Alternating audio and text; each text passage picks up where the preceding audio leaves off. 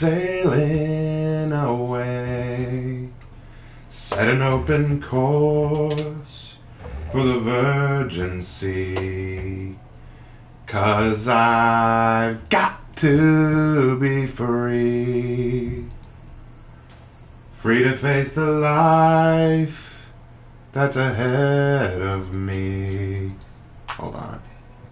Why, hello there. Ah, shit. Welcome, I didn't tell one and you. all. I didn't tell you that. There we go. There we Yes, go. indeed. And they are rolling in now. Cool. On board, I'm the captain. Are you? So climb Oh, aboard. here we go. We'll search for tomorrow I gotta get the sword. on every shore, and I'll try. Oh Lord, I'll try to carry on. Just to make it clear what we're referencing. Don't lose your, put it down, Lark. No. We have to hit this immediately. Oh, I love it. We got people coming in? Yes. Sweet. Hope my terrible singing didn't drive them off. Hopefully. JR24 says music notes. Yeah, I love that song. I love that song. Great song. Alright, I found a church, Daniel. Are you sailing somewhere? No, I was referencing a song, and the song I was literally singing just a minute ago. Come Sail Away" by Styx. If you've not heard that song, very catchy. Mal would like to know if he may join. Sure, give me just a second. I'm still getting set up over here. I do not mind you joining, Mal. Guten Tag, Ereben Erlach. Ooh, we're German now. Nice. Thank you, Shark Guy. All right, okay. We're good on my end. Mm-hmm. Was just setting things up over here. Sounds like something from One Piece. They want more shanties. What does one do with a drunken sailor? What do you do with a drunken sailor? What do you do with a drunken sailor? What do you do with a drunken sailor? Early in the morning, way and up she rises, way and up she rises, way and up she rises, early in the morning. I don't know why, but that song was popular with Dark Souls characters for a while. I can't explain it. Few can. All right. I just wish my car's AC wasn't broken. Oh, if you're in Louisiana and your car's AC is broken, I am sorry. When are you going to just do a full cover of a song? Probably never.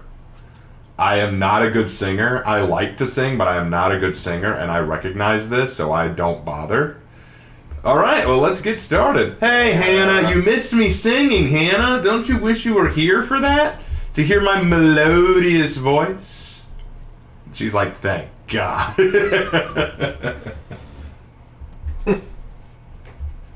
AR Lark has a gun.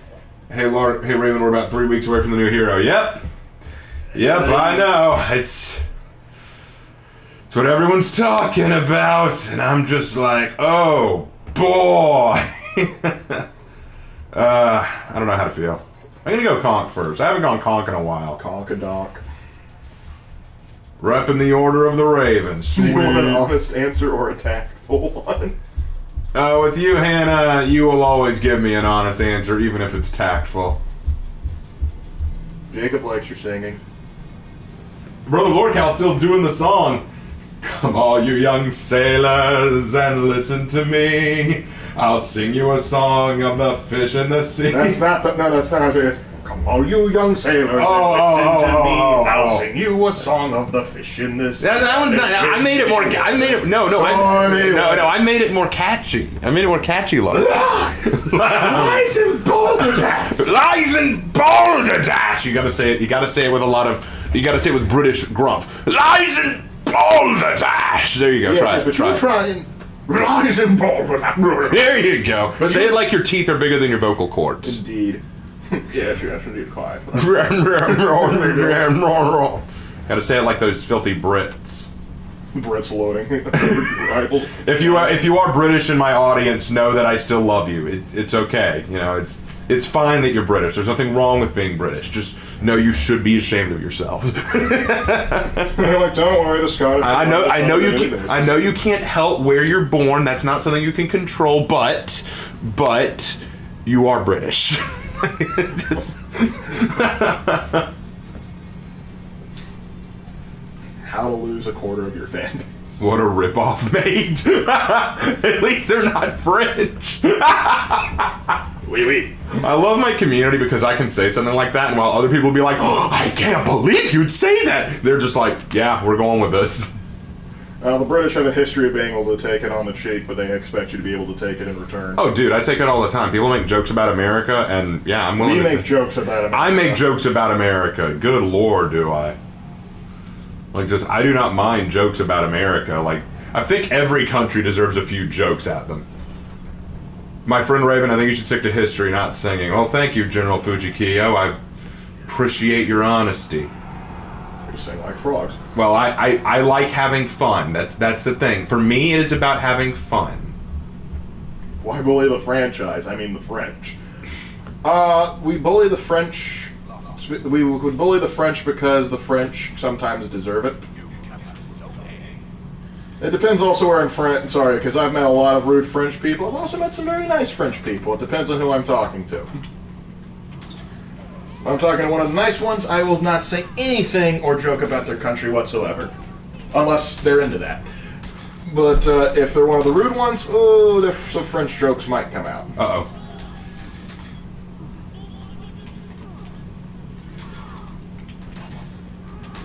Nice. We're done singing? Yep, for now. We're not doing anything about the rebels in their cities yet. They're in a bit of an intense and tumultuous situation. Crap.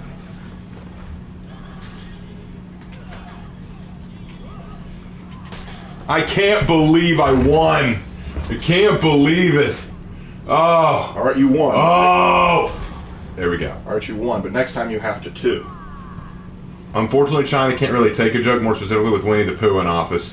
Well, you know what? Part of the I'll tell you this. I'll tell you this about China and the Winnie the Pooh thing. I do think it's inappropriate that we refer to him constantly as Winnie the Pooh if we're not willing to call his executive board the 100-acre wood. I still love, like, in the Hong Kong protests, they had that one guy dress up as Winnie the Pooh and walk down the streets with armed guards. Yeah. That was hilarious. Man, what happened there? I'm not even sure entirely what happened in that situation. I mean, I don't know, though. If someone started comparing, it's like, hey, you're a political figure, and people say you look like Winnie the Pooh, I was like, good, that enhances my image. It's like, Winnie the Pooh's awesome. Winnie the Pooh is amazing, okay? Like, no one can insult Winnie the Pooh around me. He is wholesome and incredible. Like, I feel like if I was president and someone called me Winnie the Pooh, I'd be honored, you know? I'd be like, oh my gosh, I love Winnie the Pooh. I mean, Doobus Goobus even did a joke video where Winnie the Pooh just becomes president of the United States and somehow fixes all the problems because he's so innocent. So yeah, if I was a dictator, like, yeah, totally compare me to Winnie the Pooh.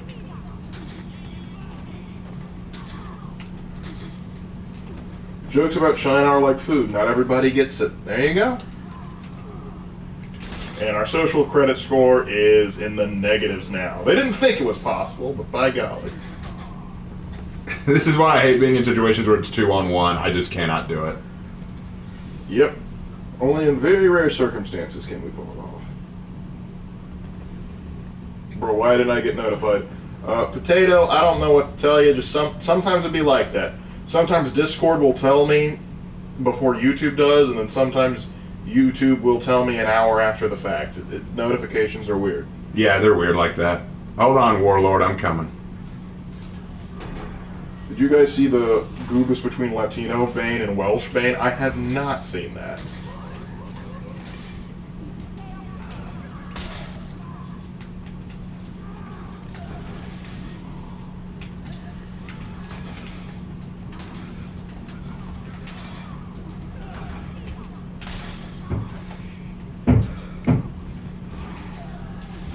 I'm dead. Yep.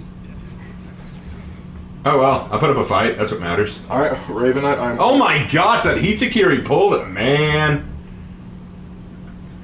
If anyone here thought that I was good, How do you have 0 takedowns? You executed one. I did. I know.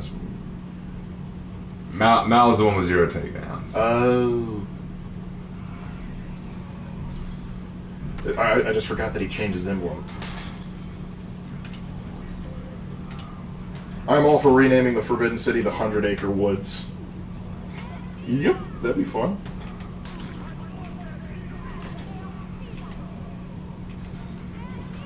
I love Duba Scuba's videos on the Golem game. Yeah, that was funny. How does the Lawbringer Heavy have that kind of tracking? Who can say? I just got here. Is this the final For Honor stream or something? No. I was referencing a song. I told you people would assume. It's fine. I told you. I don't mind. I was referencing a song. That he said. I just have fun. If I were to do a final For Honor stream, or like if I was giving up For Honor or something, I would not make a joke out of it. Like, you'd be seeing my face right now explaining. Raven, you gotta harness the power of Ra. Trust me, I ain't harnessing no Ra. That's for sure. Aw, Moon, come on, Ra. Bonk. Have you played Bramble the Mountain King? Is that a game or like a character or something? I don't know what that is.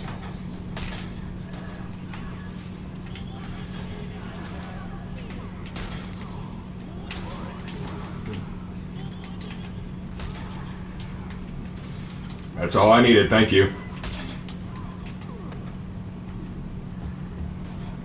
Yep, run for it, Hito. Run for it, Hito.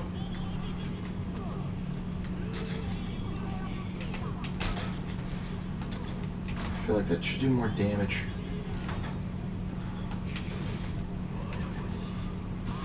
Yeah, I love this Hito. I love this Hito. Things get tough. Run! I love this Hito, guys. Does wholesome and stupid go together? It can. It can, yeah. I mean, I think One Piece can have wholesome moments, but they are very stupid. Oh, yes, absolutely. I mean, What was a foreboding message? There's no foreboding message. I was referencing a song. I was referencing, like, read the description. If you read the title and then the video description, you'll see the joke. Allegedly. Like it's a reference to a song. And no, he's not ill. Yet.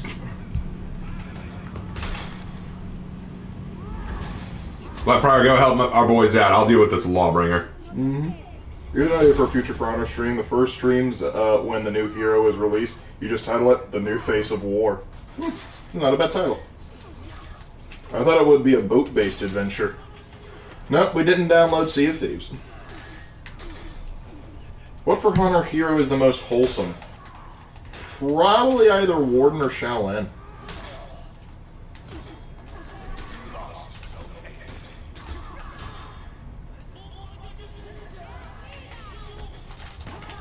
Thank you.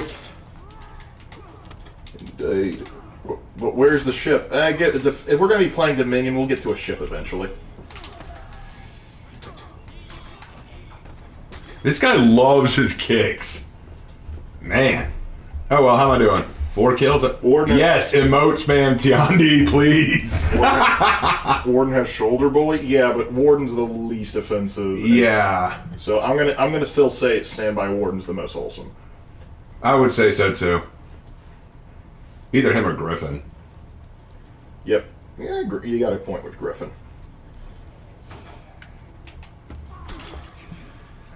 Alright. Looks like this is what we're doing.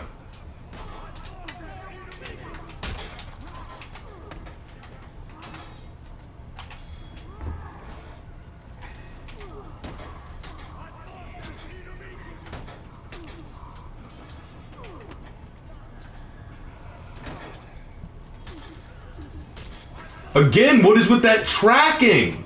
I keep dodging and he keeps catching me off guard with it.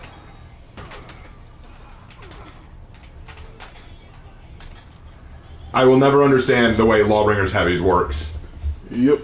That like it's like he starts as heavy, I do a dodge, but it still finds me. What is with that Lawbringer Heavy tracking? Who can say? As a ward man, I must agree. Try to be wholesome. We can try. We may not always succeed. Yes, yes, indeed. Warden tells everyone not to die. Griffin tells a warmonger to die in a fire. Not sure that's wholesome. Yeah, you got a point.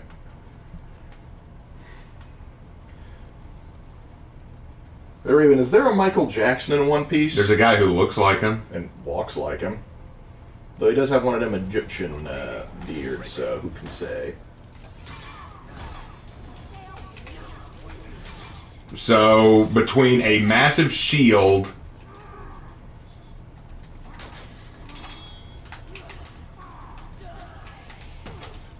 Man, what is wrong with me tonight?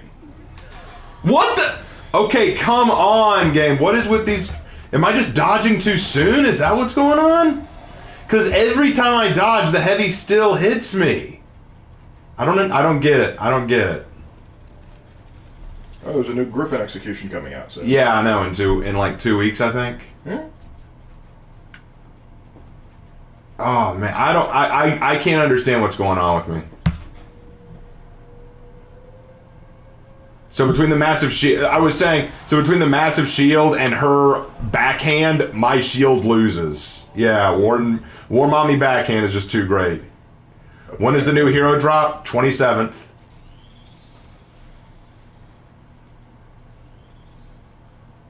Like that annoys me. It shouldn't annoy me, but it annoys me. It's kind of like I don't get why I dodge. I am responding to the attack without just parrying, and I still eat it. You know.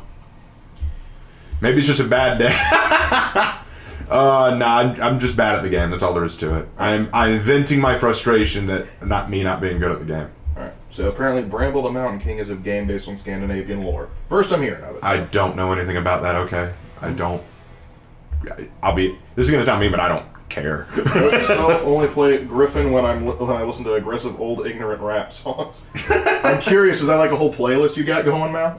It's like Griffin, gotta play Griffin. Let me get my Spotify playlist out. Oh, sometimes I'll listen to Spotify when I play. Well, I know, but like he's got like a specific niche for this hero, and I love it. Let's see. Oh, you didn't Juju on the beat? That's the problem. I'll go Shinobi. I just kind of want a new move for Warden. You and me both. Would love to see Warden. Wait, have you played GOW 4 or 5? Wait, you mean God of War 4 or 5? You played 4, you haven't touched 5 yet. I played 4. I thought it was fine, but it wasn't really my thing. I didn't enjoy it all that much, so I didn't bother with 5. Mm-hmm.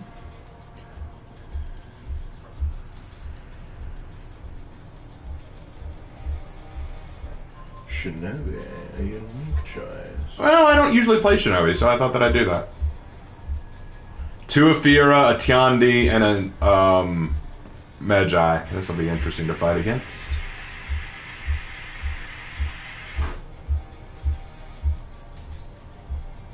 We have a Magi, a Centurion, an Orochi, and a Shinobi. Raven, what are some things you like about Ubi? Okay, so here's this thing. I'm going to go ahead and say this, and it's going to sound weird, but alright. First of all, I notice this a lot, particularly from folks like Slanderous. And keep in mind, I don't have anything personal against Slanderous, but he often attributes anything wrong with For Honor, or connectivity, or live servers, or stuff like that, with Ubi's failings.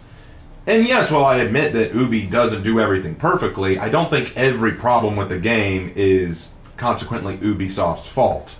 I think some of the problems we have with For Honor are just a matter of it being a live service 4v4 action fighting game with various different fighting styles that we just will never get perfectly balanced. I don't think it's possible. So it's very hard to just say, oh, it's all Ubi's fault. I don't think Ubi, in that sense, is necessarily as bad as everyone thinks. Now, do I think it's bad? Yes. I think that Ubisoft has done a lot of bad things. I think they make some very questionable choices in their development practices, in some of the decisions they make, in some of the things that they've said. Trust me, I don't have any love for Ubisoft, but I don't hate them either. I don't know enough about what Ubisoft does behind the scenes to really care. Like, here's the thing. I did not buy For Honor because I thought, oh, Ubisoft released a new game, I just gotta get it. And just because I play Ubisoft games does not mean I'm like, oh man, when's the next Ubisoft title? I genuinely don't care who releases the game. What I care about is, does the game look fun? Is it going to be enjoyable? That's what I care about. That's my thing. I want the game to be fun. I want the game to be enjoyable. If the game looks like something that I will enjoy, I'll be more likely to get it. Now, I don't really support all gaming. It's not like I'm just like, oh man, this gaming company, I better not support them. Yep. Why did I cancel that? I don't know, sometimes that happens to me.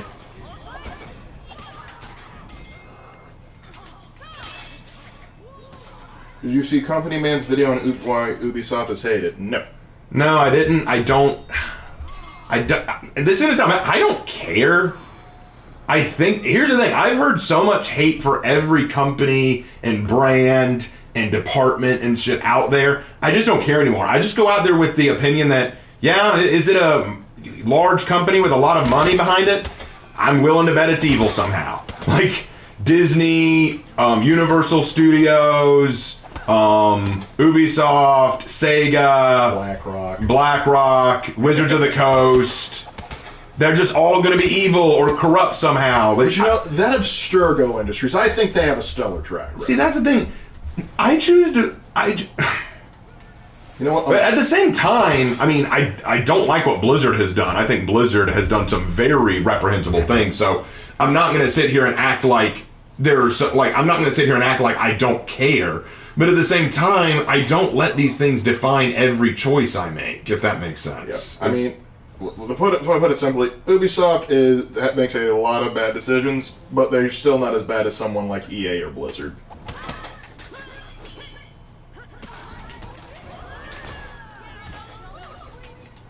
A wise man once said perfection is a good goal to self-improve, but to try and actually achieve it, it will drive a man mad. For Honor nor any multiplayer game can achieve a perfect balance. Indeed.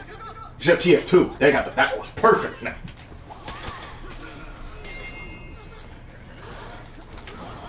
Which hero would you rework if you could? Warden. I want Warden to get a rework for sure. Hey Raven, did you know Black Prior runs out of stamina so fast? He needs a buff. No, I think Black Prior's fine. Genuinely, I think Black Prior's fine as he is. Warden's the one who I feel like needs a buff. Like, Warden right now, I know that high tier players like Havoc are really good with him, and I'm just not. I feel like he needs more to his kit.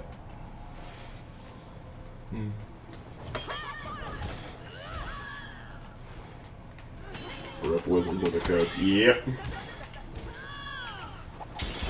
I wish there was a Western game dev that didn't hate on Christian values. Yeah, that'd be nice. Occasionally get a nugget in there, but typically the large purpose of the game is middle finger to those.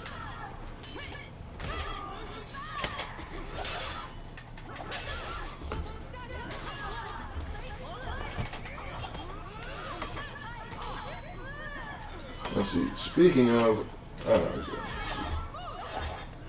it's a run away now, Tiandi. Wouldn't want you to actually have to fight someone fairly.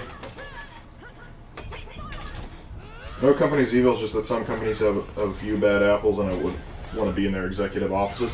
I don't know. I think some companies are legitimately like corrupt for like the most part. Yeah, I think that there are some companies that are corrupt, but I think this whole thing about Ubisoft is evil. I'm like, all right, if you think that, okay, I'll hear you out, but it's not going to stop me from playing For Honor. Like, that's the thing. Like, I just may not agree. Like, I want to have fun and play this game, but if someone says, how can you support Ubisoft by playing this game? I'm just like, Ubisoft isn't the game.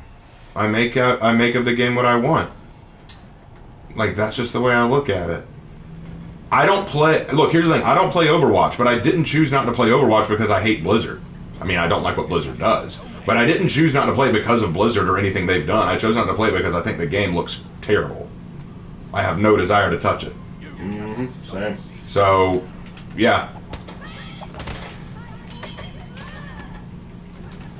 I want more half-sorting techniques for Warden. They'd have to mocap that, but I'm not saying that wouldn't be cool. Finally killed this guy. It's not that I hate players who just run away like that once they're actually faced off against something. Or it's particularly annoying when they're in the middle of a gank and it's like, oh, you're going to partake in that gank, and then you're going to run away as soon as things get rough. Like, no. No. Stay here and take your medicine. I have 1 kill and somehow I'm at the top of the board. How does that work? Who's your favorite character in Overwatch? Actually, it's a function. It's called the quit game.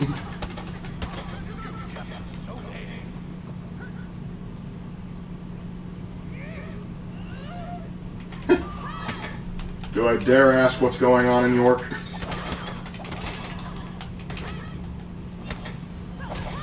Hey, Raymond, would you add penalty for dishonorable actions like ganking? What would it be? Maybe increased loss of stamina. I think one. The problem is that the developers have said that they are incentivizing ganking. Yep. Honestly, I think one way you could rework it is if you are ganking for a certain amount of time. When you get ganked in return, revenge will take longer to activate. Oof! One of those Afira just quit. They can dish it out, but they can't take it. That's another count. That's not a For Honor problem. That's just a multiplayer game. Yeah, multiplayer people do that all the time. Dead by Daylight, Rainbow Six Siege. That's not a For Honor. It is just ridiculous at Dead by Daylight. Are we really calling ganking dishonorable? No, that wasn't me who said that. I was just asked if I would give a penalty for ganking. And I said if I gave one, it would probably be something along the lines of increased loss of stamina. I mean, less more of a, we think it's dishonorable, and more of a, hey, we're going to try and balance it out.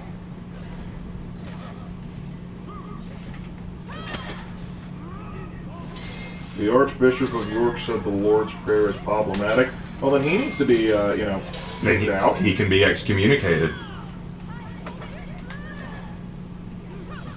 It's like, if you think that the Lord's Prayer is problematic, then why are you working for the organization that gives it?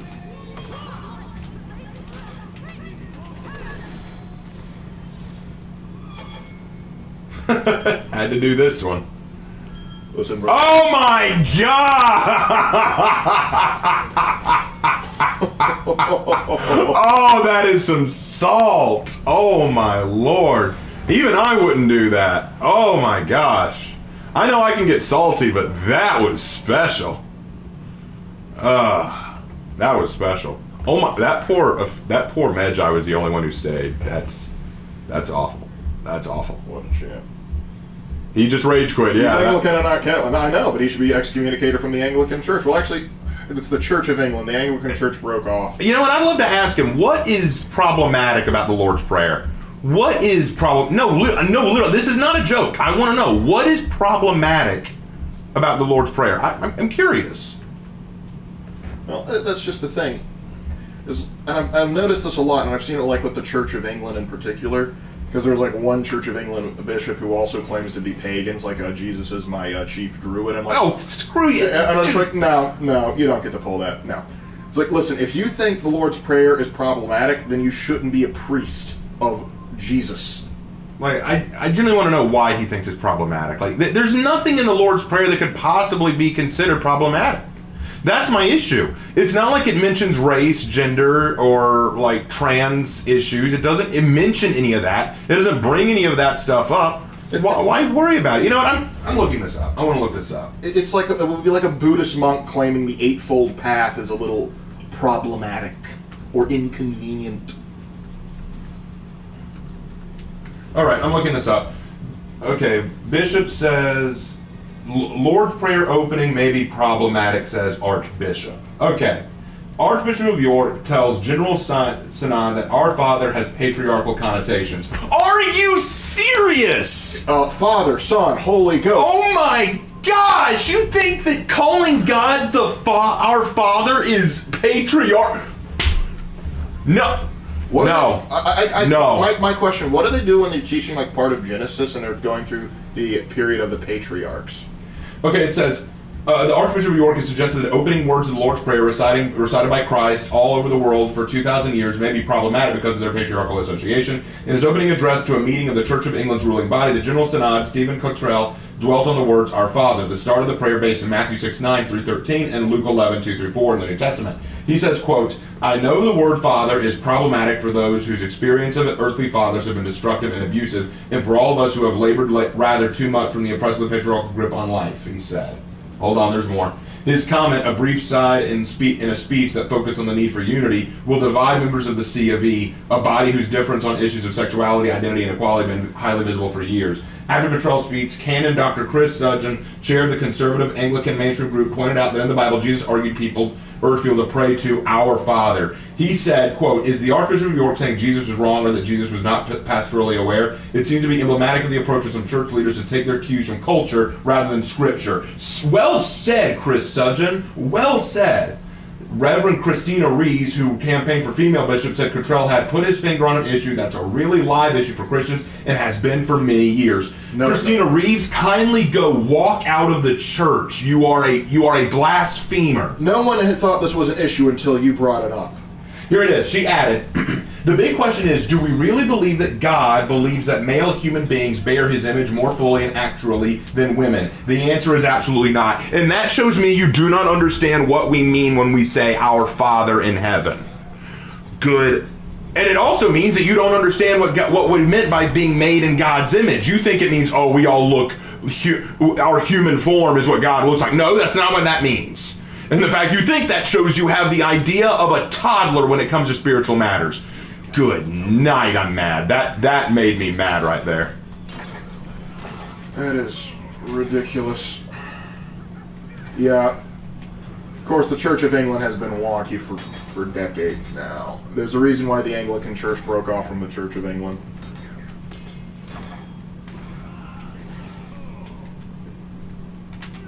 Lionel Johnson said, let's get this crusade. That's the green light, ladies and gentlemen.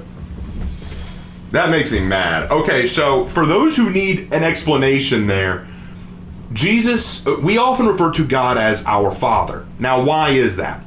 Is it because, oh, God is obviously a male patriarchal figure and we need to have that represented in the church? No.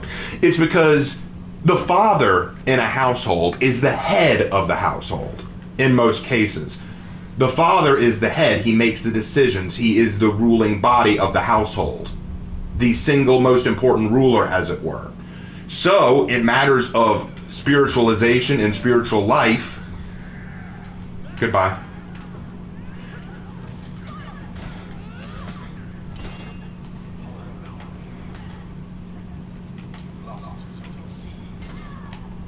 Hold on, time for the new X. Time for the new X. We'll talk about this later. Hold on. Boom. Great execution. Sorry about that. Anyway, as I was saying, so it is not about patriarchy. Now, when the Bible says that we have been made in God's image, that does not mean that that our human bodies, our 5 fingers on each hand, our walking on 2 legs, our hair on our heads, that's not what that means.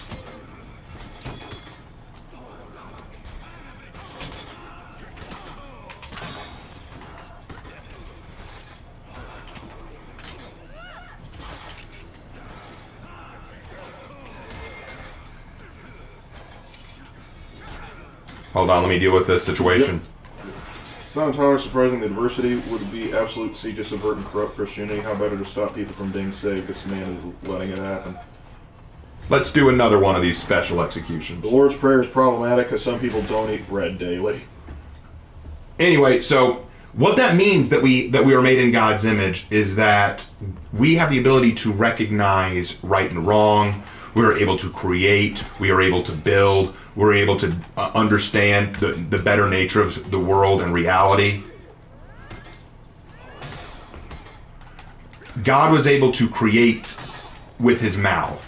We have the ability to be creative, either in terms of making things physically with our hands, or in terms of designing and creating stories.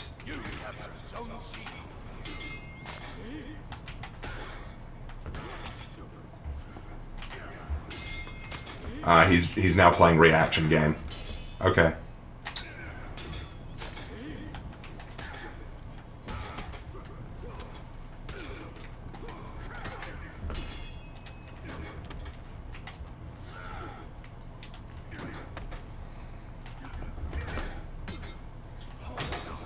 Pastor Raven returns. Indeed. Warlord Execution is awesome. I want it. And only 7,000 sticks. What happened, Orochi?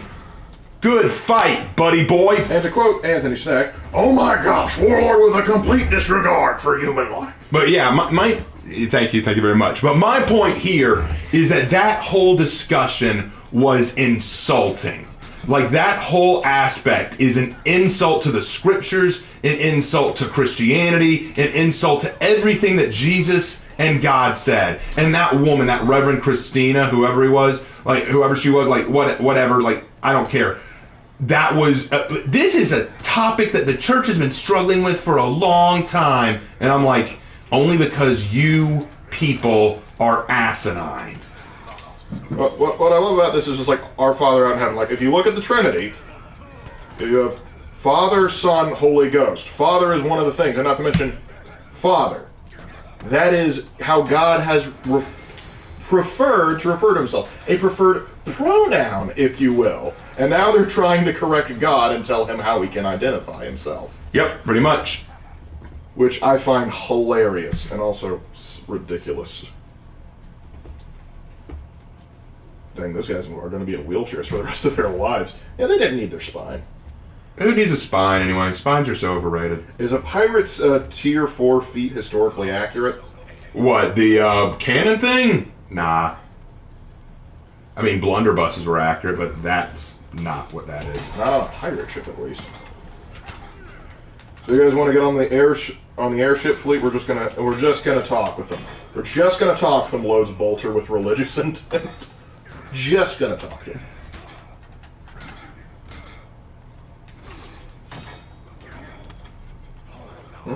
Let's see.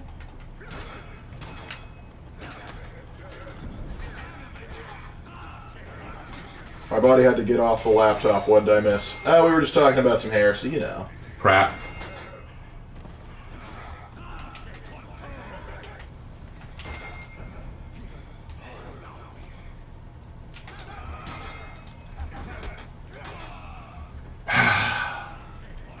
Here we go.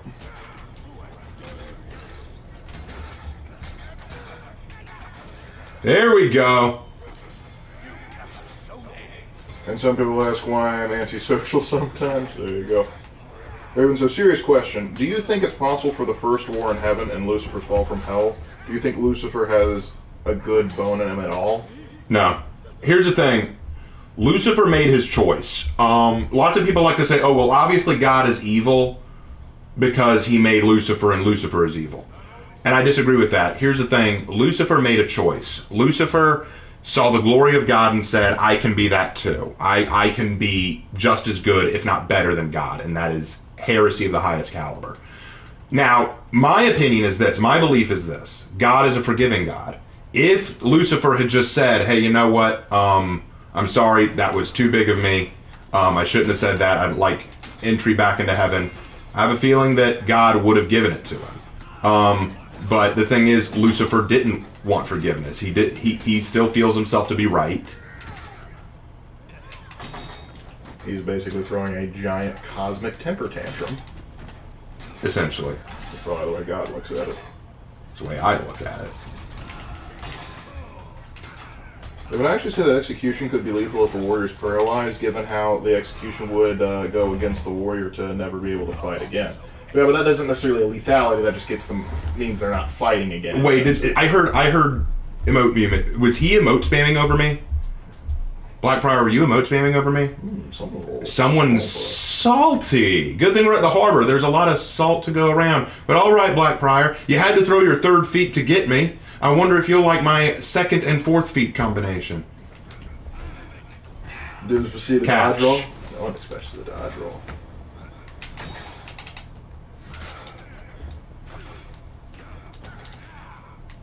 It's the hot seat. Hold on. No, wrong one. There we go.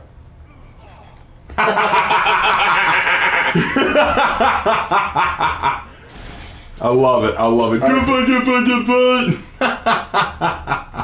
Oh, that was beautiful. That was beautiful. You don't emote like that after you had to use a feat to win. Come on, man. If you want to play that game, I'll play it right back at you.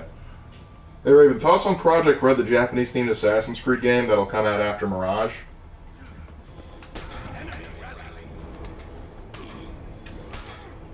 It'll be interesting to see what they do.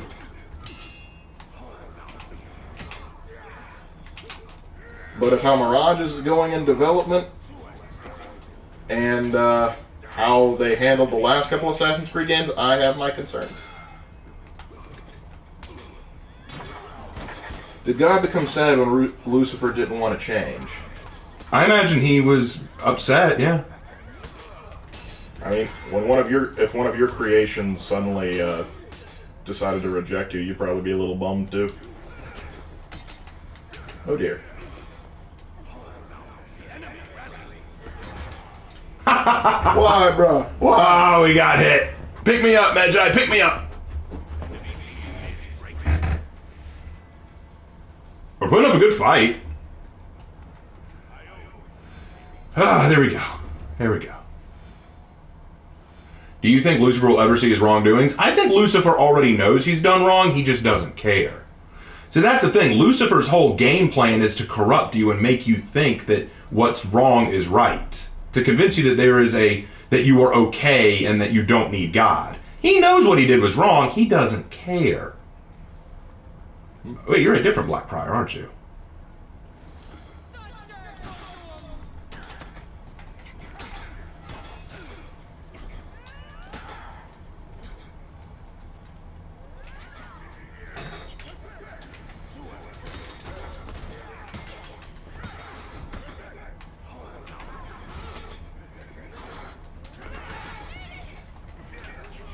Dang. Okay.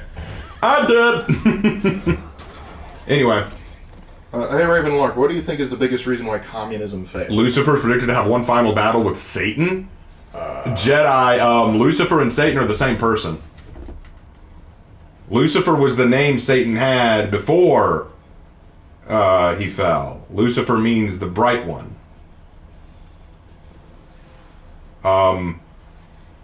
Okay.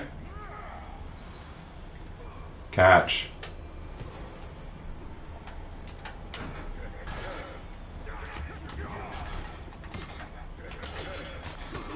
Oh, God versus Satan. He just mistyped, that's all. I got you. But yeah. Hello, boys!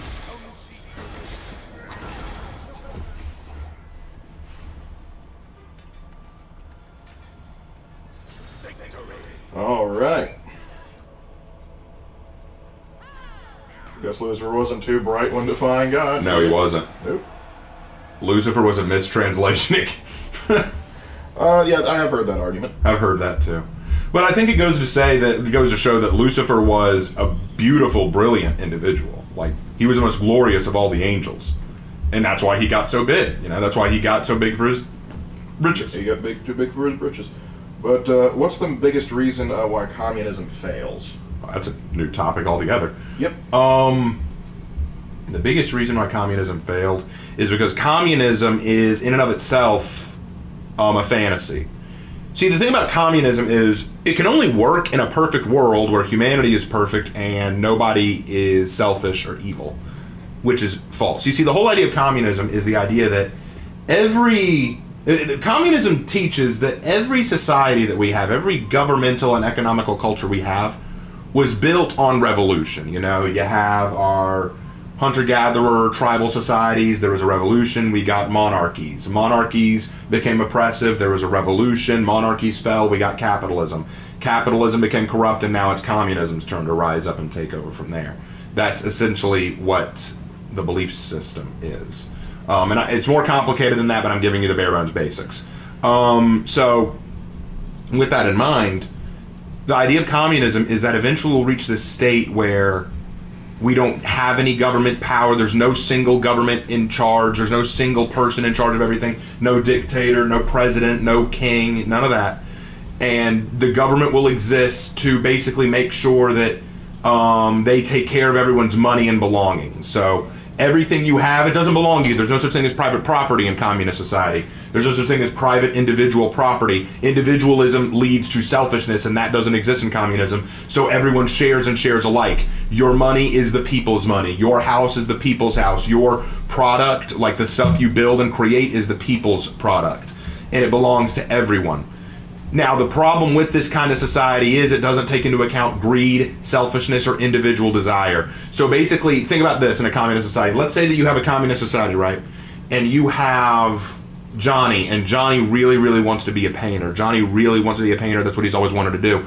The problem with Johnny wanting to be a painter is we've already got enough painters in the community. So what the community really needs, what the government really needs, are steel mill workers. So Johnny, it doesn't matter what you want, buddy. What the collective need overrides what you want. Therefore, you can't be a painter, Johnny. Despite that being what you want to do, you have to go to the steel mill and work. Another facet is if someone makes $200 working their job, all right, I made $200, I'm going to invest that, and I'm going to save up my earnings so that I can eventually buy a vacation. No, sorry, old Johnny boy, you thought that you could do that, but you can't, because that's the people's money, and the government needs to put this money towards feeding everybody, because we need food right now. Oh, well, poor Johnny, he doesn't get his vacation. And Johnny, and then you get this whole idea of women saying we need equal pay in the workforce. Okay, well, let's look at that in a communist society. In a communist society, yes, you would be paid equally because no one gets more pay than anyone else. Everyone gets paid the same amount because it doesn't matter what you get paid. Whatever you get paid, that money goes back to the government. Because everything in a communist society comes back to we need to support the collective. We need to support the group, not the individual. And that sounds good. That sounds nice. Oh, yeah, help the community, help the people, help everyone. Isn't that good? It sounds moral. It sounds just. It sounds right? Except for the fact that once you put the community above the individual, which many people would say is the right thing to do, suddenly you run into some problems when the individual wants to start taking what they want into account. You want to be the world's greatest banker? Well, okay, but what if you don't get to be a banker? Not in the communist society. Then there's also the fact that true communism can't happen. Yep. Communism was created by a lazy, good-for-nothing loaf who wanted to justify his laziness. Marx is the lowest piece of trash, his portrait. It's not worth the toilet paper. Yep, tragedy of the commons. Exactly right, Jedi. And that's the thing. Like, and this is why most communist countries, well, all communist countries, inevitably go into some form of dictatorship. Because in order for you to try and enforce these Okay, dude. attempts at a utopian ideal, you need people to forcing people to do stuff at gunpoint. Well, also keep in mind that communism always has a dictator, and people are like, in true communism there is no central power. There is, because the idea of communism is we need a dictator to fight against the capitalist war machine. But once the war is over, once the revolution is over, we no longer need that dictator. Yep. Johnny, but I need this money to feed my family. Commissar, how compelling? Please face the wall now. That's exactly it.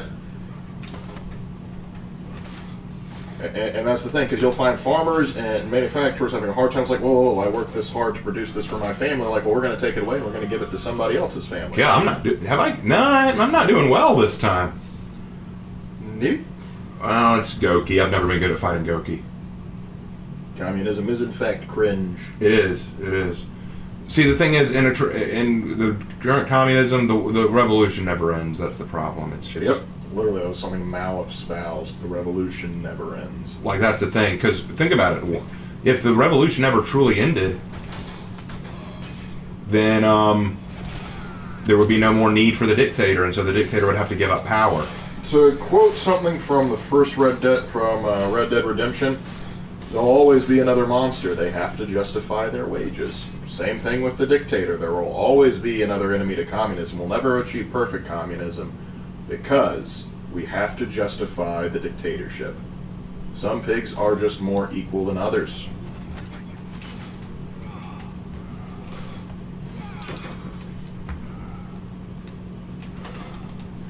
You ever hear about the coffee shop called The Anarchist that went bankrupt? Gee, I wonder why. Yep. Who could guess why?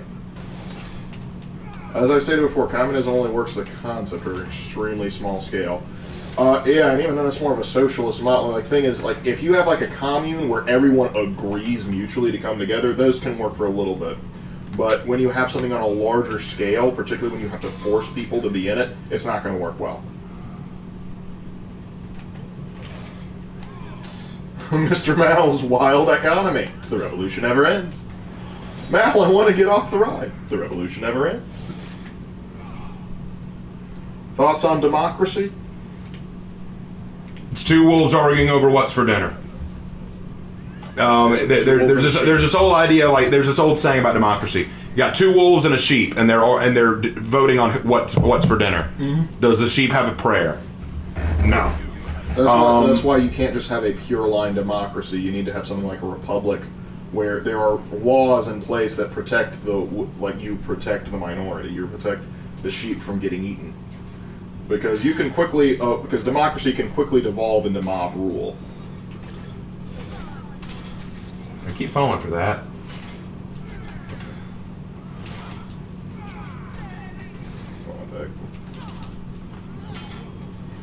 Communists, don't worry, we'll take care of everything for you. You won't have your rights anymore, any more money. That all belongs to the government.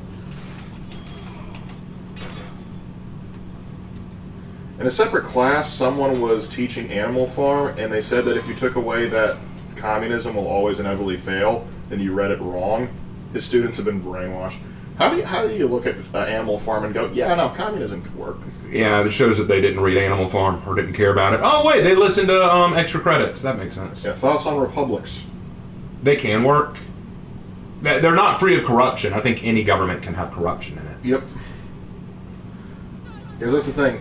The problem with communism, the problem with democracy, and the problem with republics, and the problem with monarchy all have the same problem. They have people in them. And people, by their very nature, can be corrupted and prone to bouts of self-interest.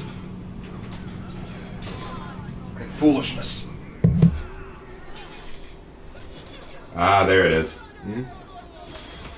I think republics usually fall to internal corruption. They can. Roman Republic is a great example of this. There we go. My laptop faded out on me. It'll do that. This is why I'm a minarchist. Corruption must be minimalized. I can understand that statement. The only good red commie is a decomposing one. It reminds me of that quote from like a Polish mercenary who's like, what's it like, what do you feel when you take a human life? And it's like, I don't know, I've never killed humans, only communists. Oh, okay. He's using his fourth feet already. Old move, Cotton. Let's see if it works out for him. Hey, Raven, why do you think there's less sci-fi focusing on underwater? I think you should tell him about Submerged. I did write Submerge, yeah. God, I hate fighting Gokis. They are just way too good. I'm just way too weak against them. That's all there is to it. Mm-hmm. But why do you think there's less sci-fi focusing on underwater?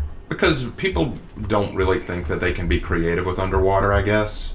People just figure, we've done all we can with underwater. There's no point in exploring it anymore. Yeah. I think it's also the fact that typically when you think sci-fi, you think space, the final frontier.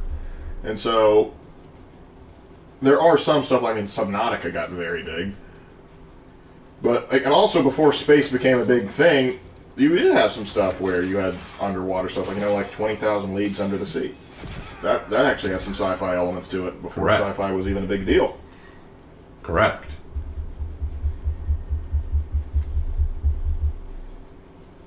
An ideal thought, a leader must learn farming before he passes laws discussing farming. It's impossible, I know, but it's an idealism I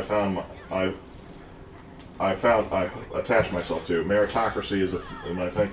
Yeah, and that's an important thing. If you can find the right man for the job, it makes more sense, because that's a big problem with a lot of the companies. You'll have middle managers and higher management trying to pass rulings on stuff they either haven't done or they haven't done in so long, that it becomes an issue. Well, we won this one by the skin of our teeth. It wasn't because I did well. I think you got time for one more Dominion. Yeah, I got time for one more Dominion. Then after that, going to breach. Secure the breach. Guys, my body left me again. What? I don't know what you mean by that, but okay. Body left. Have you tried looking in the back of the fridge? Any good sea shanties? We know a few. We sang a few earlier, in Mm-hmm. fact. Like Lowlands. Lowlands away, me John. There's that one. Yeah.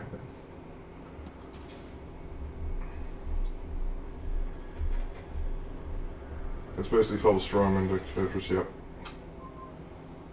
Thoughts on combat sports? I guess like you mean like MMA? Yeah, I used to do MMA and Muay Thai. I love combat sports. Yeah, they can be good fun. Yeah, for sure. What's your opinion on the new Warlord execution? Considering I like it. Considering you used it or 2 rounds ago. Yeah, I like it a lot. Hey Raven, how's it going? From the Nethril King. Hey, good to see you.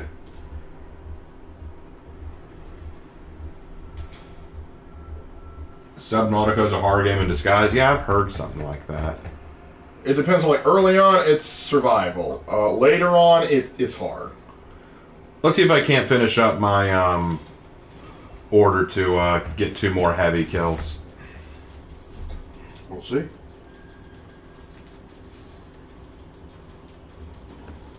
Raven Lark, what is the difference between communism and socialism? There's very little difference. They're both buzzwords that leftists use to basically explain their dogma. They just think the problem is, here's the problem. They often say that the people who say they're socialists are usually people who support communism, but they know that communism comes with a lot of baggage, so they try to say, no, I'm not communist, I'm socialist. That's the better one. The problem is they just lead to the same thing. Socialism will inevitably lead to communism. Quit quoting Lenin, you'll scare them. Well, when Lenin himself admitted it. But the thing is, if you want to know the difference, here's the difference. Under socialism, I come into your house and take half your stuff and then distribute it to people I deem worthy. Under communism, I take everything. You own nothing, and I may give you something back. Maybe. We just got $50 from Dale Expert to you both. I do hope this helps you out, but this isn't out of kindness. Lark, if you would go to y'all's Discord in the Warhammer section, I posted some heresy. Enjoy it, you Imperial lovers. Well, Lark, we got the $50. Go check it out. See what he said. I got a bad feeling about this. But thank you for the $50. I do find it funny. I love when people do that. Like, here's $50. Now go read the thing I sent that shows how much I hate you. It's like, please, no more heresy. It's even more heretical than you could possibly imagine. Let's see. It's got a guy from the Enclave killing a Tau. Not sure how that worked out, but okay. That'd be interesting. Although I wouldn't mind someone from the Enclave killing a Tau. Phil's the weeaboo space communist. Let's see. So socialism is for people who have a Robin Hood complex. No, see, Mal, that's giving them too much credit. They're for people who want everyone else to have a Robin Hood complex. See, the socialist believes that everyone who's rich must give to the poor. And then when I say, well, why don't you work for those rich people so that you can make profit? No, they just have to give it to me. Yep. And, okay, I have looked at it, and basically all I can describe is, imagine if 40K had a magical girl arc. Next time you die, I will show you the heresy. Because we're dealing with levels of heresy that shouldn't even be possible. Hey, back up an A, anyone?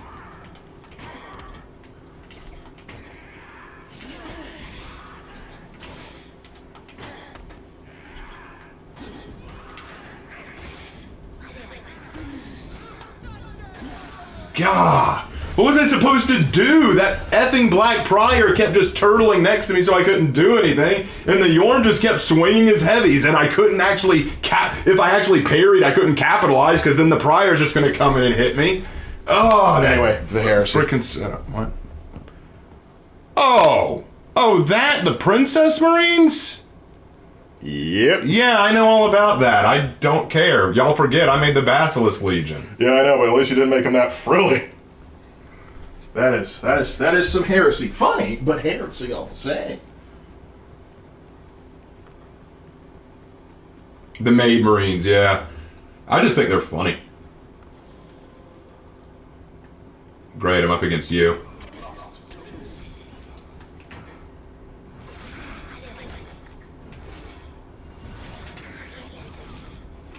Horus heresy is that which Selenesh would cringe at. Likely true.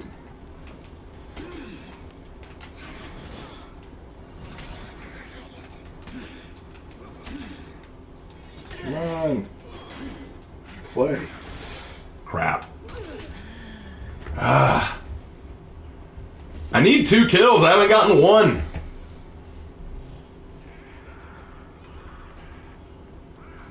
Better nonsense than the Templin Institute saying it, yeah, because at least with this you know they're joking.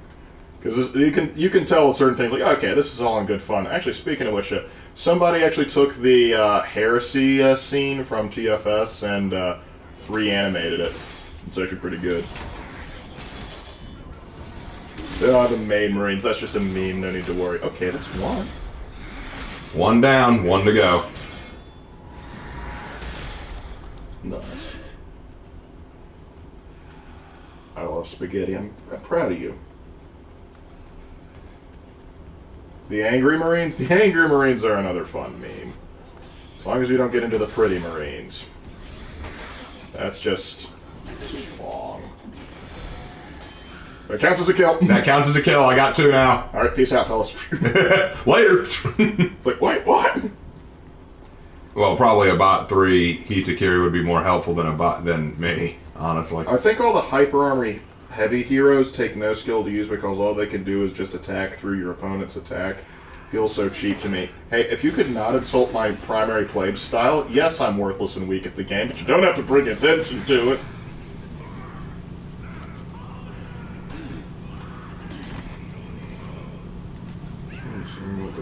Is Lucifer and Samuel the same person? No. No. I don't know why you would think Samuel is Lucifer. Samuel was a prophet. He had nothing to do with He was Lucifer. the last of the judges. You say Angry Marines, I say the Red Lanterns of 40k. That's pretty much how the meme works. Literally too angry to die or function properly.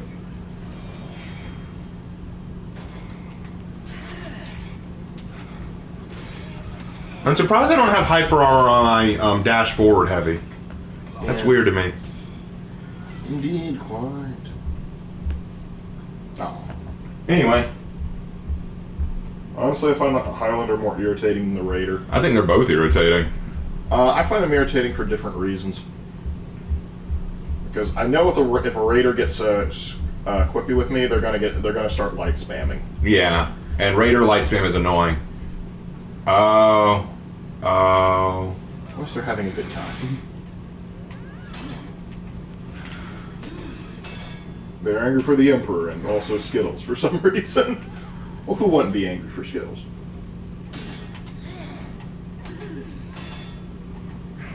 Hey Raven, this might just be me, but I would like to reduce friendly fire more and not flinch. I've died to friendly fire way too many times. Yeah, I understand that, though I'd think they probably need to patch that in Rainbow first. Hold on a second there, Nobu. Hold on a second there. Oh, sorry, Mal, 1 second. Gotta put this Nobu in her place. And the money's circled now. Aw, thank you, buddy. Love you too, buddy. Alright. And now I have 4 kills. 1, 2, 3, 4! Oh, Samuel the Angel? No. No. Samuel was not an angel. Samuel was a prophet. He was a man. Because now you're a man! Man! A man's man! Now you're a man! Dogs or cats? I like both. We've grown up more with dogs than with cats because were allergic, though I think your allergy might have gone. I typically don't hang around enough cats to tell if I still have my allergy. Though cats do tend to like us more because we don't go out of our way to irritate them. Because I kid you not, like we used to go to our pastor's house for Bible study, and their cat would actually get comfortable enough to hang around with us because we literally wouldn't chase them around or mess with them. You had the chance to get a free heavy and you didn't take it. I can't laugh. I do that all the time. Oh, from Jewish lawyers, like in the Talmud? Wait, the Jews think that Samuel was an angel? I think they're talking about an entirely different person. I think it's just an angel named Samuel rather than Samuel being an angel. Sam-I-L, right? Oh, okay. That's how it's pronounced. So it's not Samuel, it's Sam-I-L. 50K. Oh, Samuel. Oh. 50K subs and you buy a cat? If I could afford it. Well, you could afford it. The problem is I'm allergic.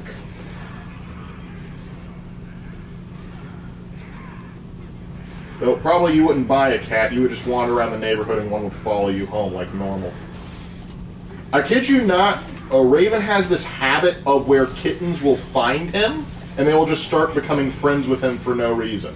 Like, he won't give them food, he'll just sort of stand still, look at them, and they'll start wandering around his feet. And this has been a repeated instance regardless of where we've lived. And why did you minimize my screen?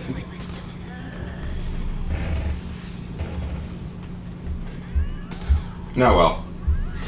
Cats are cringe. Dogs are based in Red Bull. Yeah, the only reason we don't get a dog is because we don't have the proper space for one we would actually want the size of. Raven, who are the archangels of heaven? Supposedly there are several archangels. I don't know all of them by name because I don't pay as much attention to the archangels. That's more of a Catholic and Enoch aspect. I don't really follow it that closely. We're more fans of the big JC. Yeah.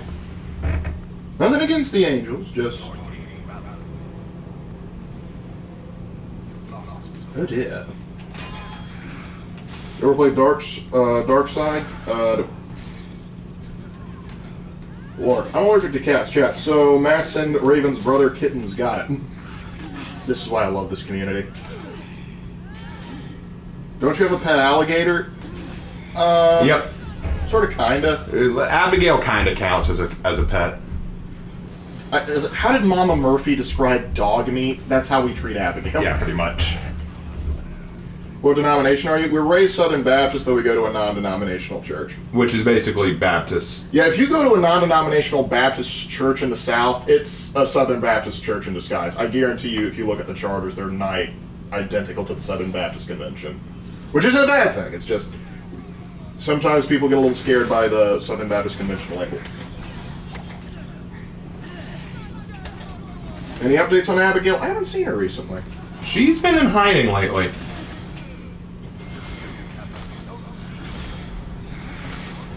Ooh, that one mime just dropped $50 saying, "Hey Raven, I need some advice. My girlfriend and I don't share religious views with me. Being a Christian, she's not. We've argued a few times and she disrespected my faith in front of me. The point, I just leave when she gets started. I'm at a loss." Thanks for the super chat. Thanks for the super chat. And now I'm going to tell you something you're not going to want to hear. This might be a good time to go to Breach so we can discuss. Yeah, let's go ahead and head to Breach so that we can talk about this in a little bit more detail. This is going to sound bad, and I hate to say it because I'm in a situation where I don't have a girlfriend, and I want one really bad, but Paul makes it clear when talking about this situation. Get out. He made it clear. There are two kinds of people out there. There are the kinds of people who want to learn, who want to hear the word, who want to reach Christ, and there are the people who don't want anything to do with Christ. For the people who want to reach Christ, you spend time with them, you work with them, you try to lead them on the right path. But for those who don't want anything to do with it, Paul said it best: walk out the door and brush the dust off your feet. You want nothing to do with them. They've made their choice. It's sad. I know, it sucks. But there are people out there who are not going to be healthy for you in your relationship. Because I want you to think about this for a second. Again, I'm not trying to be mean, but imagine if you took your relationship all the way. You got married, you had kids. What are you going to raise your kids to believe? Are you going to raise them mommy's way and they don't believe anything? Or are you going to raise them daddy's way and they believe in Christ? Would mommy be okay with that? Would daddy be okay with the reverse? And then let's say that they don't believe anything and you and your wife argue constantly about what the kid should be doing. All those kids are going to see is a very broken and dysfunctional marriage system, and they're not going to see any reason to follow God at all. I hate to say it, but if your girlfriend is really at the point where she is mocking or being disrespectful to your faith, she does not need to be with you. Because let's even remove the faith aspect. Yeah. Let's say that you had a love for, I don't know, MMA. Let's say you had a love for MMA, and your girlfriend just said, I can't believe you like that stuff, and she mocked you for your love of MMA. Would you want anything to do with her? Like, it's one thing to have, like, I dated a girl who, I like One Piece. One Piece wasn't her thing, and she kind of picked on me about it, but she didn't hate me. She didn't hate me for liking One Piece. She just said it's not my anime. That's fine. We can work that out. But if your girlfriend is mocking you for your beliefs or your hobbies or your interests, now we have a problem. Now that's an issue. If she is disrespecting you for these things, then she is enforcing her will and beliefs on you without compromise, and that is 100% wrong. And the Bible makes it clear to avoid those situations. Now, girlfriends and boyfriends, wives and husbands, they can have disagreements. That's fine. It happens all the time. Wives and husbands are kind of expected to bicker. That's just something that happens when you live with someone and spend a lot of time with someone. You're going to find friction, and that friction is going to result in small fights. Mm-hmm. But how you treat each other matters. I can bicker with Lark, but we don't disrespect each other. We don't cross that line. I disagree with my girlfriends on a lot. I'll give you my own example. I dated this girl. As many of you know, I've dated a lot of girls from Asia. I've got that yellow fever, as my dad calls it. It's what he says. He also says Asia will amaze you. Yeah, he says Asia will amaze you. Yeah. Our dad's a special breed. But anyway, point is, we love him. Hey, dad's awesome. But my point is, I dated this girl. She was from America. I'm not going to give any names. I doubt she even remembers me. I met her in college. We dated for about a month or two. No, it wasn't even 2 months. I think we cut it off after the first month. She was very friendly. I liked her a lot. She seemed nice. But we had a disagreement about something. We had a disagreement spiritually. She was a Christian and I was a Christian, but she was non-denominational.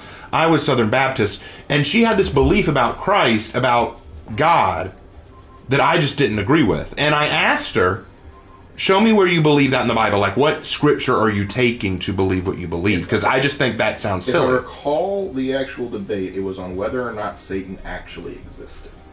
No, it was more, I think, if I remember right, it was on what happens to us after we die. Do we just sit in the ground? Oh. Or do we go straight to heaven? No, but she also said that she didn't really believe Satan existed. She also that said, was the actual argument that she got mad about you. Yes, that was the argument that led to what she did next. But we had these discussions, and I thought that they were just innocent discussions, because I would tell her, show me in the Bible where you think this. Because to me that sounds silly, but I want to hear where you got it from the Bible. Instead of showing me verses, she got very petty, and then she went to social media, and without saying my name, granted she didn't say my name, but she ranted on her social media about how she was in a debate with somebody that she was close to, and they just completely mocked her for her beliefs, just completely made fun of her, which I never do. You know me, Lark, and you guys, I think, would know me enough now to know that I wouldn't do that. But all of her friends and family on social media, oh, I can't believe someone would do that. It's just so awful when they do that. She didn't use my name, but she knew I would see it. And she slandered me on social media because I disagreed with her on something. I broke it off with her immediately after that. She apologized later. She said, I'm sorry, I probably shouldn't have done that. And I said, yeah, you shouldn't have. And we're done. Because if you did that here, I have no reason to believe you won't do it in the future. But I didn't use your name. It doesn't matter. It does not matter to me. You knew that I would see it. You got what you wanted out of it. I'm glad it made you feel better. If you have a problem with our discussion, if you felt that I had disrespected you, you should have told me. You should have talked to me, not gone online and told all your friends. So I don't want anything to do with you. So I broke it off. In your case, your girlfriend is being disrespectful about your beliefs. I would say, if this is the way you're going to treat my beliefs, then we don't need to be associated with each other, because you need to ask yourself, are you willing to put aside your beliefs in what you know to be true for the sake of this relationship. For a girl who just proved that she was willing to disrespect you over a matter of your belief.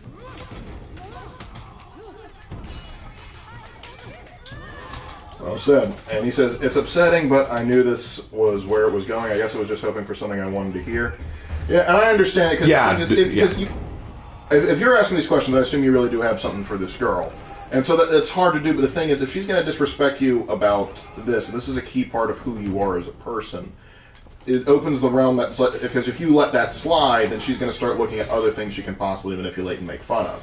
And the thing is, that's no way to, as Raven pointed out, that's no way, even if you ignore the religious aspect, that's no way to disrespect someone, particularly someone you're trying to date and form a life with. Right. You don't want to disrespect their ways of life and everything. It's like, she knows that you're a Christian.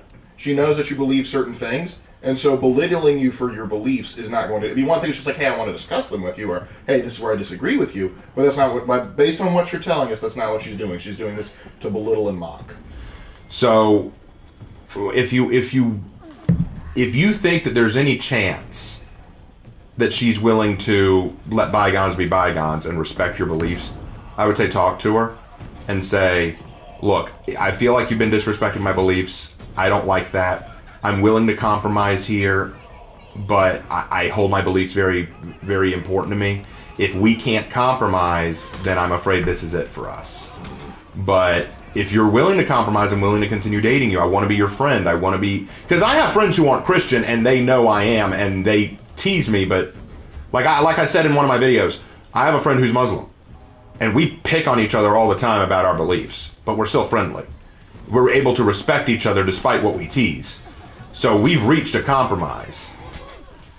Mm-hmm. Mel says, I remember dating one Asian girl.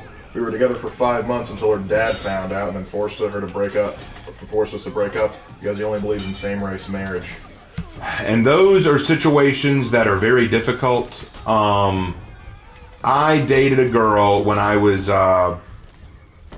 Okay, so I've dated a lot of Asian girls. Like, you know this. I've dated... Yes, I know. Well, I was talking to the audience. Dated a girl from Korea, China, Japan, Thailand, the Philippines. We're still working on getting Cambodia and Vietnam. Yeah, we'll work out Vietnam and Cambodia eventually. There are some Vietnam people who live nearby. Maybe we can work something out. But You just start hunting them down. I'm joking. My point being, I've dated a lot of girls from other races. So if anyone ever wants to come at me and say I'm racist, I could tell you how wrong you are. No, they would just go, no, this is further proof that you're a racist. Actually, funny thing, I know this is a little off topic, but I wrote a story where I used Korean culture as the backdrop, and this guy said, you clearly don't know anything about Korea, and my girlfriend from Korea at the time, Duyan, she actually messaged him in fluent Korean, like wrote completely in Hangul, to tell him, you don't know what you're talking about. And I was kind of like, ooh, baby, how does it feel to get... We brought in the ringer. How does it feel to get shot down by someone from the culture? It reminds me of when I told my Hispanic coworker goodbye in Spanish, and then one of my other coworkers said, "You can't say that, Lark. That's racist." To which she turned around and said, "Seriously?" Now, here's a funny thing. When I was in high school, this is true. Lark, I think you know this. If I didn't tell you about this, Lark, do I know? Well, there was a girl who I had a bit of a crush on back in high school. Now, I never dated her because I was narrow it down. Well, I was way too shy to ask her out because I thought there was no way she'd want to date me. But she was black, actually. Maybe you knew her, Iana. Oh yeah. Yeah, you knew Iana. Iana Purnell. Beautiful girl, absolutely gorgeous girl. I really had a crush on her, but she was also kind of popular, and I thought that there's no way in hell she'd want to. And I'll be honest, I don't know if mom or dad... It's not that they were racist, it's that they were worried that she wouldn't approve of it because of our racial differences. I don't think that would have mattered to her in hindsight, because she was always really friendly to me. Well, I know our mother and father wouldn't care if we got with a girl of another race because they have because dad on his... I don't think there's a girl that he has found attractive that he didn't try and go, Lark, look. Well, it's funny. When I was dating girls from Asia, my mom actually made a joke saying, "Are we going to have Asian grandchildren?" And at first I thought she was being a little racist there by asking, and I was like, yes, well, we might, and if we do, you'll love them like you do me, correct? Mom had to correct me. No, I'm not. I was making a joke. I wasn't actually criticizing. It's like, okay, let's be She clear. was just because the thing is, our mother is obsessed with having grandchildren. But yeah, like, so, for me, I do find Asian women particularly attractive, but I find many women of various ethnicities beautiful. But to put it in perspective, I feel like I feel like it's silly to say you can only date within your race. I do think it's a little funny that nowadays we see biracial relationships pushed so much. It's kind of like, wow, like, are you trying to say something? Are you trying to overcompensate for past inaction? Is that what this is? But I don't see anything wrong with that. But we kind of got off topic there. My point overall being, relationships are complicated. I mean, understatement of the frickin' century. But relationships are very complicated. Here's the thing. I know that you hear "don't be a simp" all the time in today's culture, but I mean this from the bottom of my heart. Do not sacrifice your happiness and your comfort for a woman. And ladies in my audience, if I have any ladies in my audience, represent. Feel free to announce it, that's fine. But if you're a woman, do not feel you have to sacrifice your happiness or beliefs or culture for a man. Obviously there has to be compromise. There has to be compromise on some things. You're not going to agree on everything. That's a given. You're not going to agree on everything. But you have to learn to compromise and still love yourself. I think our mother put it best when she pointed out, like, in order for a relationship to work, both parties have to be giving 100%. Correct. I remember this show we watched, Blue Bloods, and one thing that we heard all the time was this one woman, Erin Reagan. She would say all the time, this or that is a two-way street. But what I loved about her saying that was she never walked down that street. She always expected other people to give to her, but never for her to give anything back. And I was always kind of like, are you serious? Or are you serial? But my point being, oh no, it's the ghost captain! It's the captain who just stands there and doesn't do anything. He stands there. I haven't seen him in forever. I'm glad that glitch is still here. I still think that glitch is hilarious. But yeah, so that's my position on that. I'm sorry that we couldn't give you the answer you wanted to hear, but sometimes the things we need to hear are not what we want. Come on, computer. There we go. Oh, that's why. Also, Raymond Lord, I looked it up. The Samuel is a major name of Satan in Judaism. Samuel, not Samuel. Samuel is the prophet. Okay. Out of curiosity, have you ever celebrated Three Kings Day? I've never heard of Three Kings Day. I think it's reference to, like, the wise men. Oh, no, I don't celebrate that. There's nothing to celebrate about the wise men showing up to give Jesus his gifts. I mean, that's a part of the Christmas story, but that's not something particularly worth celebrating. They were basically recognizing what Jesus would do. Yep. But anyway, thank you for coming to our TED Talk on relationships. Yes, indeed. For more relationship advice, we recommend you look at Freedom Tunes' video on every single dating podcast. While I'm dead, let me pick up a drink. No more drink. Grab that Gatorade bottle.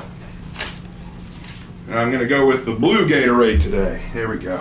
Oh, I'm being picked up? Sweet! I'm back in action. Thank you, Amadeus 5. Amadeus. Oh, Amadeus 5. Hey Raven, what's your favorite Lantern Corps in DC? Mine is the blue. I don't know enough about the Lantern Corps. I was never a huge Green Lantern fan growing up. I like Jon Stewart, the Green Lantern, but so I guess green is still my favorite, but it's not a big deal to me. Someone stop that Armusha? Yep. Harry, do you think that the reveal of the One Piece will live up to the 20-year hype? What was the question? Do you think that the One Piece will live up to the hype? The actual treasure. I don't want to say yes to that. I want it to be awesome. I really do. I want it to be cool, but I have no way of knowing for sure. You're lucky I already executed him, Amadeus. I don't know what you were trying to do there. Anyway. I think he wanted the ladder. Aren't you gonna take it, Raven? Take what? Is the flag back there? Oh no, I was doing an execution. Better DC question, what's your favorite Batman villain? Ooh, that's a good one. Joker's up there for sure. The only problem with Joker is he's been oversaturated. Yeah, he's in everything now. And also when people say, oh, I love the Joker, which Joker? Mark Hamill, there. The One Piece is real. It's Luffy's straw hat. That would be wild. That would be the most epic answer, wouldn't it?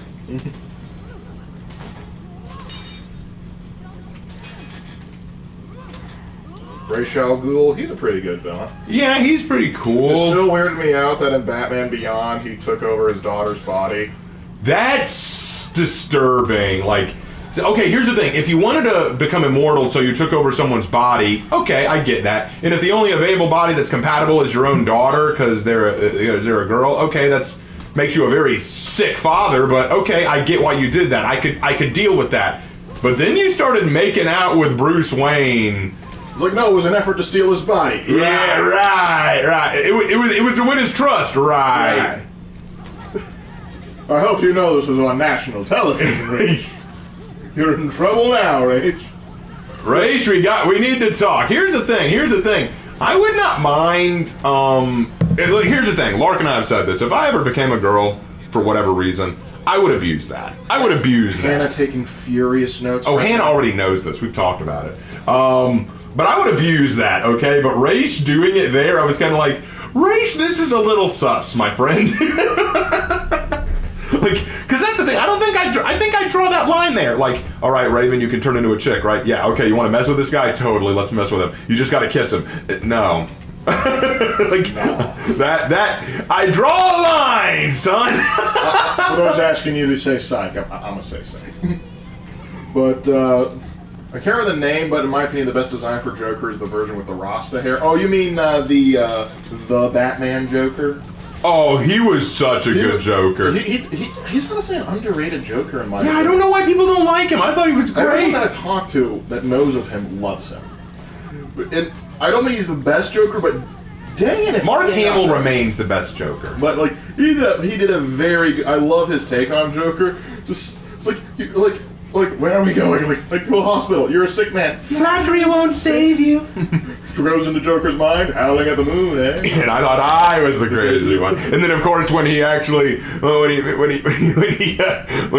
he takes over Arkham Asylum, like, you need help. Well, maybe I do have a screw or two loose, but what are you gonna do? Throw me in the loony bin? I'm already here.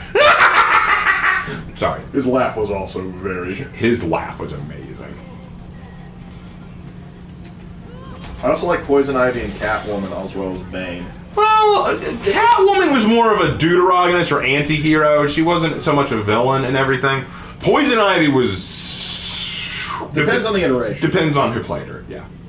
Yep. Bane? It depends, because sometimes, like, he could Sometimes Bane can be awesome. Honestly, the coolest I ever thought Bane looked was in The Batman before he hulked out. The Dark Knight Joker's absolutely nuts. I didn't like the Dark Knight Joker that much. Why are you hitting me, dude? I didn't like the Dark Knight Joker that much. I mean, I know a lot of people do like him, and I know that he won an award and that he died. But I didn't like Heath Ledger's Joker. I'm just going to say it. I didn't care for it. Didn't think he was Joker. He was a good villain, but he just wasn't Joker. Yeah, he was a great villain. He wasn't Joker. Because that's the thing. That's what I didn't like about him. Like, and I know people are like, no, he's just a different iteration. There was a good iteration. This was not it. Yep. The Riddler was good. Yeah, Duncan. The Riddler could be good, depending on who was doing him. Yep. And Mal's right, Deathstroke's up there. Deathstroke is awesome. Oh, man, I love Deathstroke. Did you see the Batman movie that takes place in Japan? Oh, the Ninja Batman or Batman Ninja movie? Yeah, that was funny. Yeah. How about Killer Croc? I like Killer Crocs. And then I threw a rock at him. It was a big rock. That's like, and that is the closest he has come to dying. Scarecrow. Scarecrow's a great villain. Oh, man, I forgot about him. Yep. And Arkham, what was it, Arkham Knight, he was very good. There's also Deadshot. We just don't see enough Deadshot. That's the problem. We don't see enough of Deadshot for me to really enjoy him. I still love that time in Justice League where Superman's trying to intimidate Deadshot, it's going nowhere, and Batman's just, well, allow me. He's like, okay. Best design for Scarecrow, the one with the sack and... I like his design in Arkham Knight. Arkham Knight, yeah. That was such a good design. Hey, Raven Lark, what do you think Joker played by Joaquin Phoenix? It's kind of almost a different kind of thing entirely. Yeah, that was a different thing entirely. But I didn't think it was bad. Yeah, it wasn't bad. It wasn't Heath Ledger's Joker, but... The problem is with Heath Ledger's Joker and Joaquin Phoenix's Joker is they're trying to be more grounded and realistic. Yeah. Which, I guess for Batman, kind of works because you could sort of suspend your suspension of disbelief, but it's a comic book story at the end of the day, and so a little bit of zaniness needs to be expected. Oh, wait, what's this? Raven is a woman in Greece. Uh-oh. Zeus. Hello, sweetheart. Raven. Oh, hell no, Lark, help! Yeah, if I'm in Greece and Zeus is coming to stop you, I'm just going to start putting geese out with a little box and a ruler. All right, lightning boy, let's go! We have joked a lot about, okay, so this is funny. Lark could be playing Skyrim or some other game, and I could be playing my own game. And in my game, I like to play female characters just to break the mold. So Lark will make this funny joke like, hey, how you doing, Raven? I'm over here wandering around Skyrim. What are you up to? And then I'll say oh, I'm going through the Mass Effect relays. You sound like a guy. Are everything okay? I am a guy. Wait, Hannah didn't send you? Oh, goodness, you escaped. It's okay, Raven, you can be wrong. Oh, you mean about Joker? Yeah. Okay, so here's the thing. Here's why I don't like Heath Ledger's Joker. I'll explain it. Here's why I don't like Heath Ledger's Joker. The Joker, to me, is madness personified. He has no rhyme or reason for anything he does. I like this moment in Arkham City where they said that recruitment was weird with the Joker. One day you may come in and he'll welcome you with open arms. Other days he'll throw you into battery acid just for asking him. Basically the Joker is insanity and chaos made manifest. He blows things up without rhyme or reason. He destroys things just because you can. He has no conviction. That's what's scary about Joker. You never know what he's going to do or why. Does he want to take over the city? I mean, not really. He still laughs. He's being carved back off to Arkham because he's ready for the next go-round. To him, it was all about the combat with Batman. That's why there was this episode in the Batman animated series where when they thought Batman was dead, the Joker held a funeral for Batman, and he said, without Batman, crime has no punchline. Because part of it for him was not the crime, it was the fun that came with breaking the law. The Joker was all about doing things the way he wanted to do them. It wasn't about, a conviction or ambition or some kind of end goal. That's the thing. But Heath Ledger's Joker was 100% fed by ambition. For him, it was all about sending a message. He said it himself. It's not about the money. It's about sending a message. Joker never, in any iteration of him, cared about messages. He never cared about sending any kind of message or any kind of lesson. For the Joker, everything was about chaos and fun and doing things his own way. But in Heath Ledger's version, it was about teaching the people that all of them could be just as insane as him with the right push. And I'm like, that sounds more like a Two-Face thing or a Ra's al Ghul thing or Scarecrow. That doesn't sound like the Joker. The Joker wouldn't want a rhyme or reason to what he does. He would just do it. Like Jack Nicholson, I just saw his name pop up. Jack Nicholson's a great example. Like when the woman asked Jack Nicholson, I forget her name, but she asked Jack Nicholson's Joker, what do you want? My face on the $1 bill. Like, there's no rhyme or reason for what he does. He just wants to cause mayhem and destruction because he can. Because he wants to. Because it's fun to him. It's entertainment. He says, I'm an artist. That I'm the world's first homicidal artist. I kill things until I make art. That's just it. That's all the Joker is. But Heath Ledger, it's about sending a message. It's about making a statement. It's about proving a point. And is that a good villain? Yes. That's a great villain. That's an awesome villain. It's a disturbing villain. But it's not the Joker. And in fact, I'd make the argument, I've seen too much of this kind of villain. I've seen way too many villains that try to prove a message or try to prove a point or try to prove that society is what's corrupt, not them. We live in a society. We live in a society! Everyone's trying to top Heath Ledger's performance. And rightfully so. Heath Ledger has a great performance. He did a great job. There's no question. But to me, it's just not Joker. And I think too many people are bought in by it because, oh my gosh, Heath Ledger, he died to do this role. It's so sad. Everyone loved him. I liked his performance. It wasn't Joker.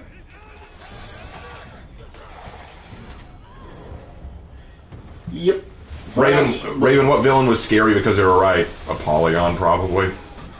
She had some points there. When they made Red Skull Jordan Peterson, suddenly he had to be right on things. Which, if you haven't seen the Freedom Tunes on that, please go see Jack just sent you a message like it. Hannah drew Raven as a woman. I had female Raven threaten to get her ex and put a brand on her ass cheek. You can bet I'm taking notes right now. What? What? Well, just let it happen. He's an artist doing artistic decision making. What the hell? That would be funny to go to all my exes, somehow turn into a chick. Yeah, I'm now this now. Let their whole minds be just warped by that reality. Rio would find it hilarious. Rio would laugh. Rio and Leaf would both laugh at it. Rio would probably make a statement about how we had some good times, Raven, but it's time to see other people. Knowing her, yes. Ravenlark, what would the Chaos Gods think of Joker? Korn would like the blood that he spills, but say he just makes it too complicated. Zinch would claim that he knows all of Joker's plans when really Joker doesn't have a plan. Do I look like a guy with a plan? Actually, yes, you do. Yeah, you I think that's the funniest joke in the entire thing. Do I look like a guy with a plan? Yes, incredibly well executed. Yes, you have a plan. That's actually the whole point of the movie, that you have a plan. You smuggled a guy into the dang police union with a cell phone bomb in his stomach, deliberately got caught to make a one phone call just so you could blow crap up. You have a pretty well thought out plan. But yeah. Let's see. Slanesh Nurgle would be impressed with the fear toxin. Slanesh would be upset that he isn't more attracted to Harley. She would consider that a wasted opportunity. Black Mass is a surprisingly unknown villain, but awesome. Yeah, he can be. Depending on how you work him. Is Dark Knight Joker's niche? Could be.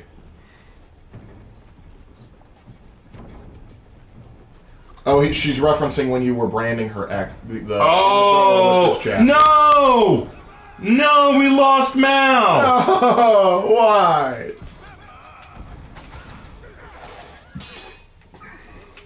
It was taken too soon.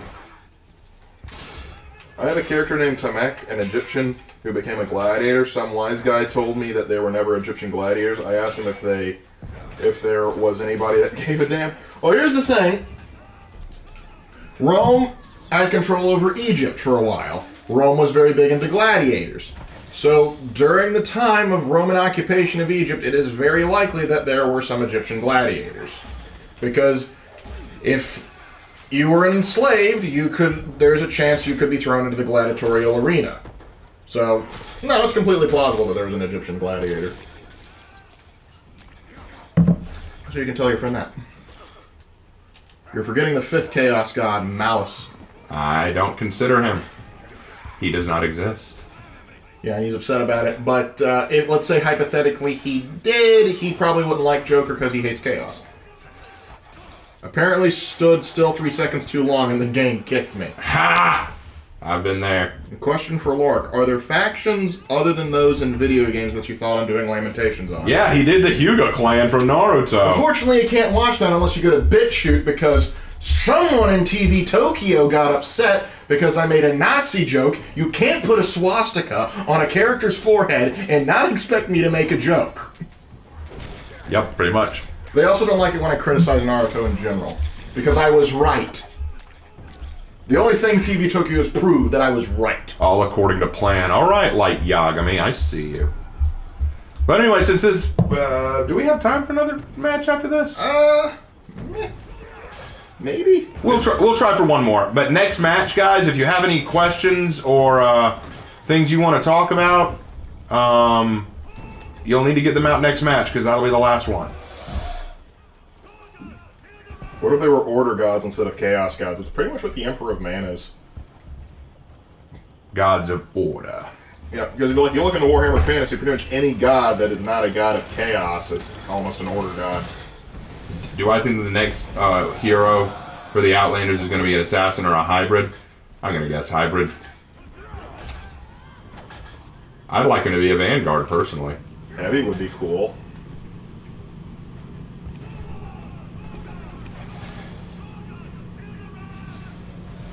Could Superman fight Light Yagami? That's a real question. As long as Light Yagami never finds out that he's Clark Kent, but knowing how smart Light is...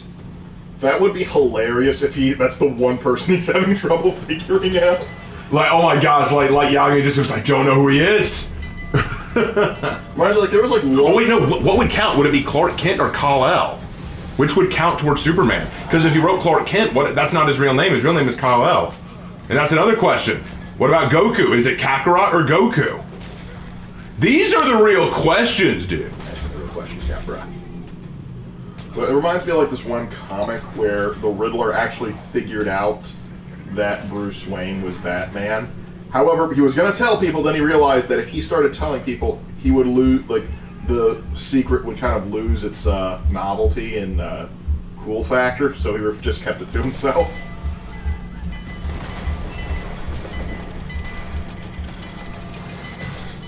Superman would dunk on, like, Big Blue beats the concept of himself dying. Yeah, that's the thing, because Superman is not allowed to die. Because as they say on the Superman website, Superman is as strong as he needs to be. So, frickin' cop-out. Indeed.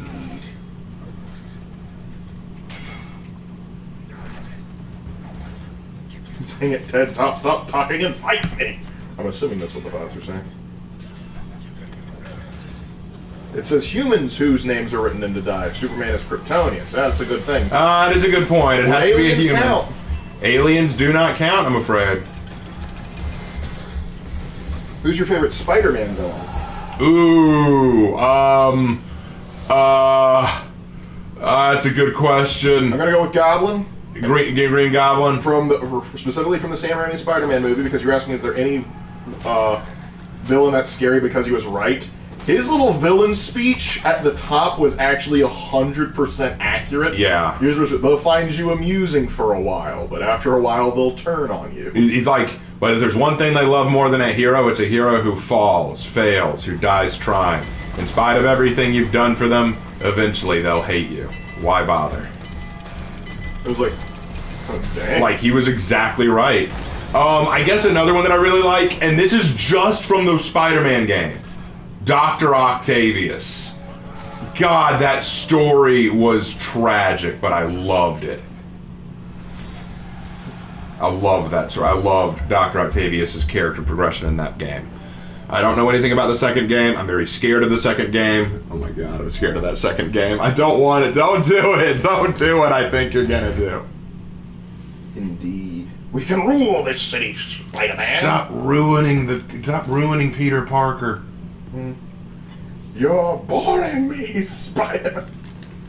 It would be hilarious seeing though Light is furiously writing Superman's name in Death Note, but he can't die. I'm something of a Green Goblin myself. William Dafoe, man. William Dafoe. What an actor. Santa isn't real, Spider-Man. Some of his lines, though, like, you can't do this to me. I started this company. You know that I sacrificed. As a kid, I always thought he was goofy, but as an adult, I'm kind of no. I get it. I actually feel so bad for him in the movie. It's like, as a kid, you're like, oh, he's scary. As an adult, I'm like, no, I get it. I do the same thing. I would lose my shit too. No cap. Like just.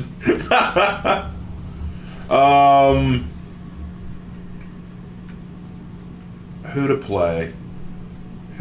I've done someone from every faction now.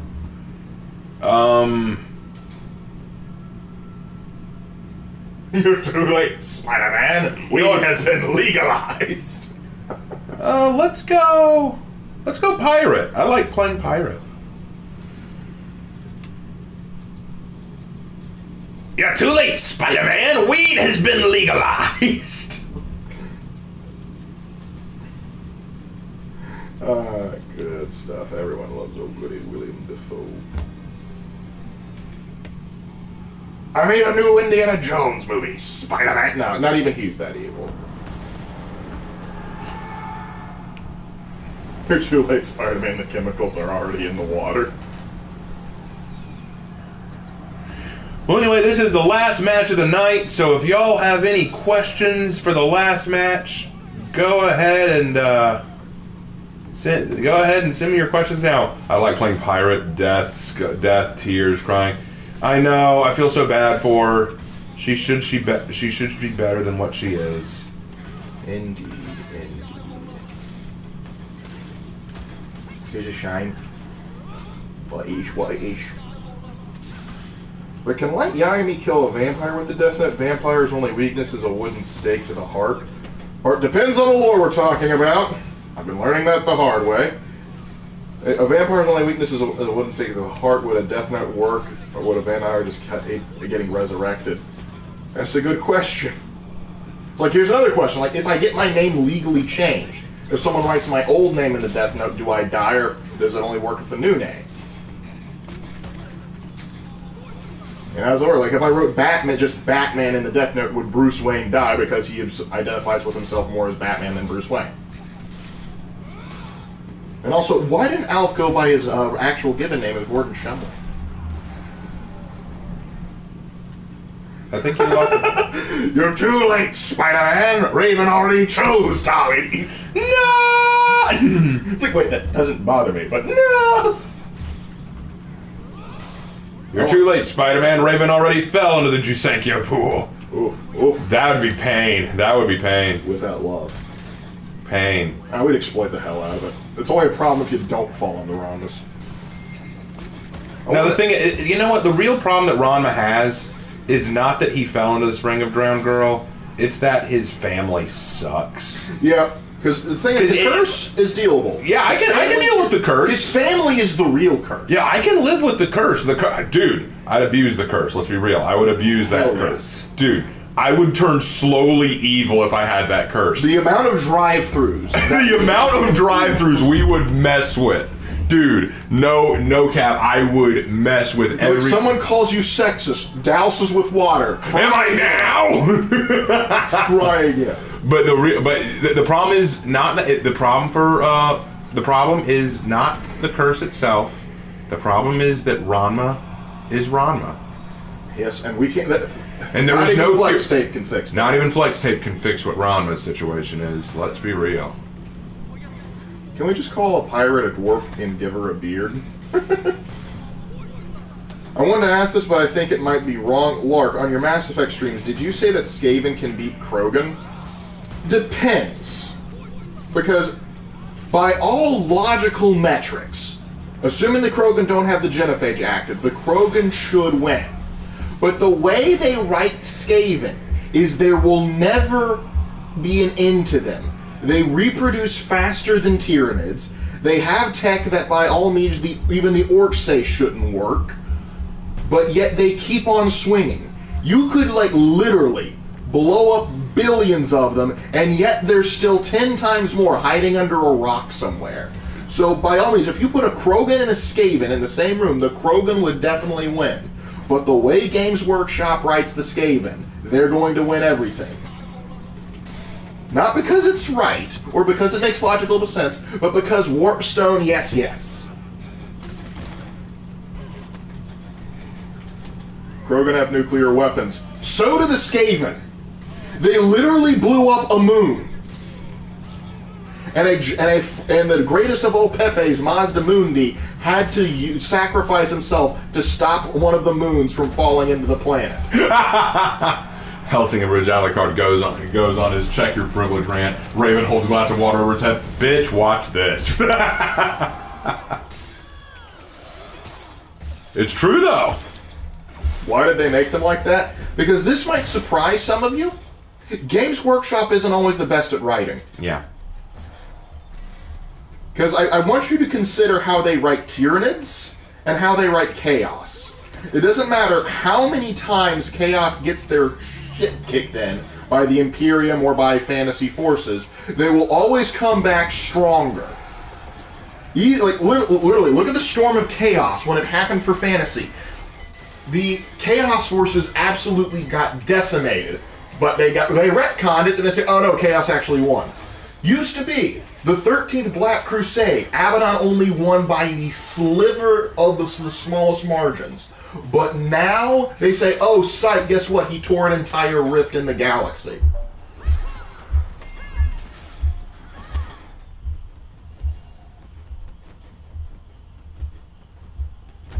Yep. Skaven Interest Chat, you mentioned me Birdman thing? Yes, I did, Idiot Claw. What are you going to do about it?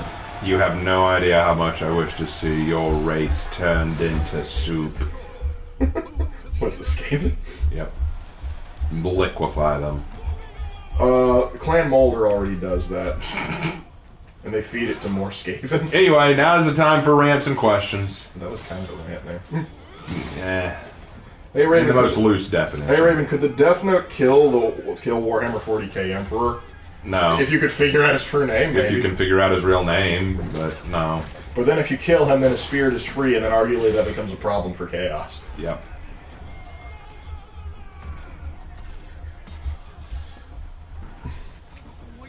Yes, Dale Expert, but that's using logic, and Games Workshop does not always like logic. I would argue that the Unstoppable Race of Insane Ratman is the best writing. In a fun, hokey sort of way? Absolutely. Because I love the Skaven because of how stupid they are. Like, I remember reading about the first interaction with them in the Gottrich Felix novels and going, yes, that's hilarious. You're too late, Spider-Man! Katie has fallen! Oh gosh, is there like a Spider Marine somewhere? The Spider Marines were saved. Spider-Man! There should be a Spider Marine. I'm sure somewhere there is a Space Marine Legion named after spiders. Call them the Parker Marines. The Parker Marines. They're always in... It's the Spider Marines were saved. Spider-Fi! Yeah, we'll rate the Warlord Execution later. Yeah, I'm gonna wait until all of the Hero Fest executions are out for this season, and then I will grade them all. Oh dear. Well, you're gonna have to keep an eye on chat because my phone just died. All right, well, go charge your phone. It lasted for 2 days though.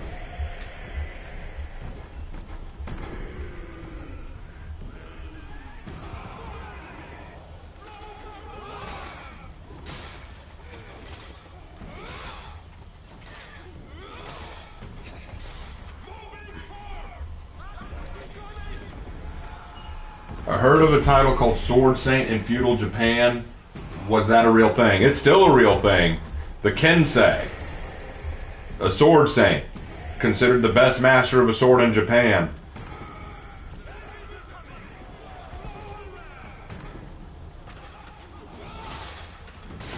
Hey, Raven and Lark, you have the Infinity Gauntlet. What do you do with it? I throw that shit in the water. I get rid of it as fast as I can. I put it on complete lockdown. I don't let anyone near it. I don't let anyone know it exists. I may use it just to rewrite history that it never existed. Right, what never existed? The Infinity Gauntlet. Oh. I use it to cast the dreaded I'm not touching you spell. Hey Raven, could you talk about Final Fantasy? I've only played Final Fantasy 13. I don't know anything about Final Fantasy outside of Final Fantasy 13. And as someone who has played Final Fantasy 14, I can tell you, I know nothing about Final Fantasy.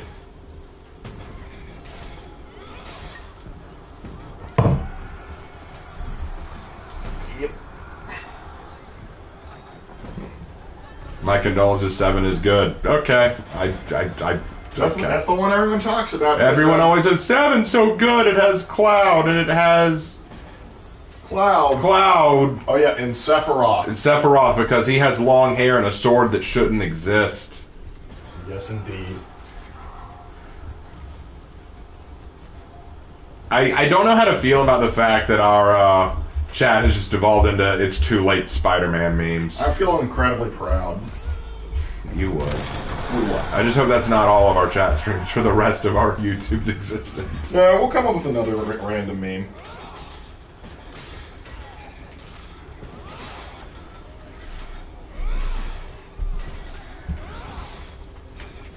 Hey, Raymond, you started this whole thing.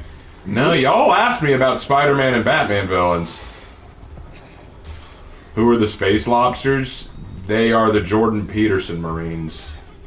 Now, we need to teach the orcs about respecting their paternal figures.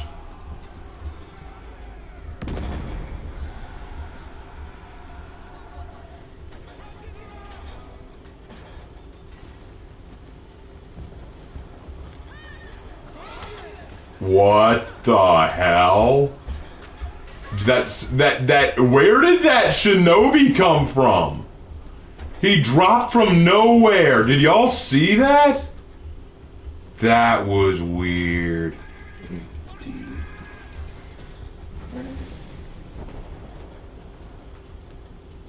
Lark's JP impression is more Kermit than JP. Yeah. It kind of is, but that's because he's impersonating the Freedom Tunes, Jordan Peterson. Yeah, I impersonate Seamus way too much. Now, when I do Jordan Peterson, I try my best to capture the inflections he uses. The Canadian. Well, yes, because when Jordan Peterson speaks, he has a Canadian accent, but it's very undertoned from the way he sounds. He always sounds like he just got over a bad case of laryngitis. And as you know, when you have laryngitis, lobsters, need I say more? Need I say more? Lobsters just answer everything. You started to crack that. I was laughing. That was my point.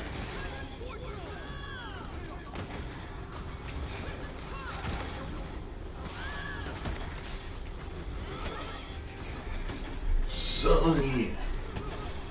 Oh gosh, it was me, Barry lines. It was me, Barry. I want to see a parody where JP is defense against the dark arts teacher at Hogwarts.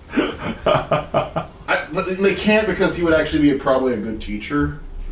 So when it comes to the dark arts, we need to first ask ourselves, what are the dark arts? If you read Pinocchio and you understand what the coachman was trying to be, he was obviously an allegory to Satan himself. He's this demonic individual. And you might think to yourself, well, gee whiz, Mr. Peterson, what does that have to do with the dark arts? Well, everything if you think about lobsters. He was wearing a red coat like a lobster does. And the dark arts, if you have a dark red color, and a lot of lobsters are dark red in color, that could still be the dark arts. And you need to know how to prepare yourself. If you don't understand the way lobsters work, well, I got news for you, Bucky. You don't know what you're in for. Combine Jordan Peterson and William Dafoe.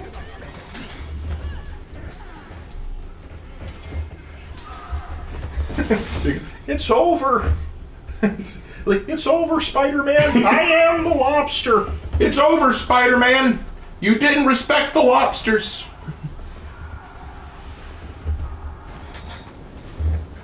Oh, that reminds me. I'm still working on my next. For Honor Legends video. I'm either going to do my Aphira. Don't worry about it.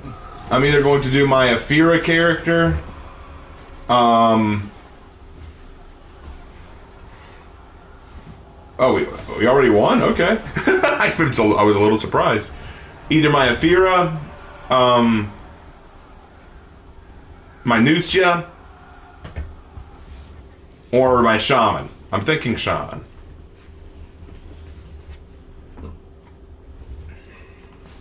A shame. Hey, Jimmy, pull that video of the bear cosplaying as a lobster.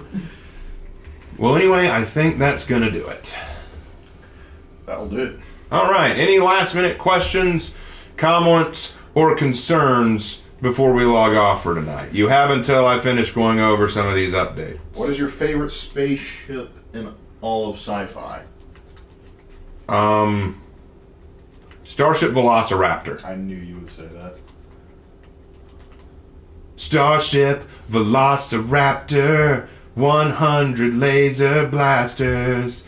Faster than light in 1, 2, 3. I like the UNSC's Infinity. I thought it was a cool ship. You're a cool ship. Thank you.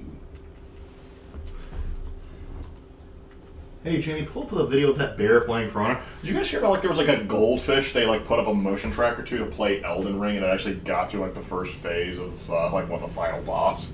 That's actually terrifying. I'm worse than a goldfish. Like there was also like they did the same thing like the goldfish actually beat Pokemon. Ha! Like wow. Wow. The lobsters must try next. Opinion on Shawshank Redemption.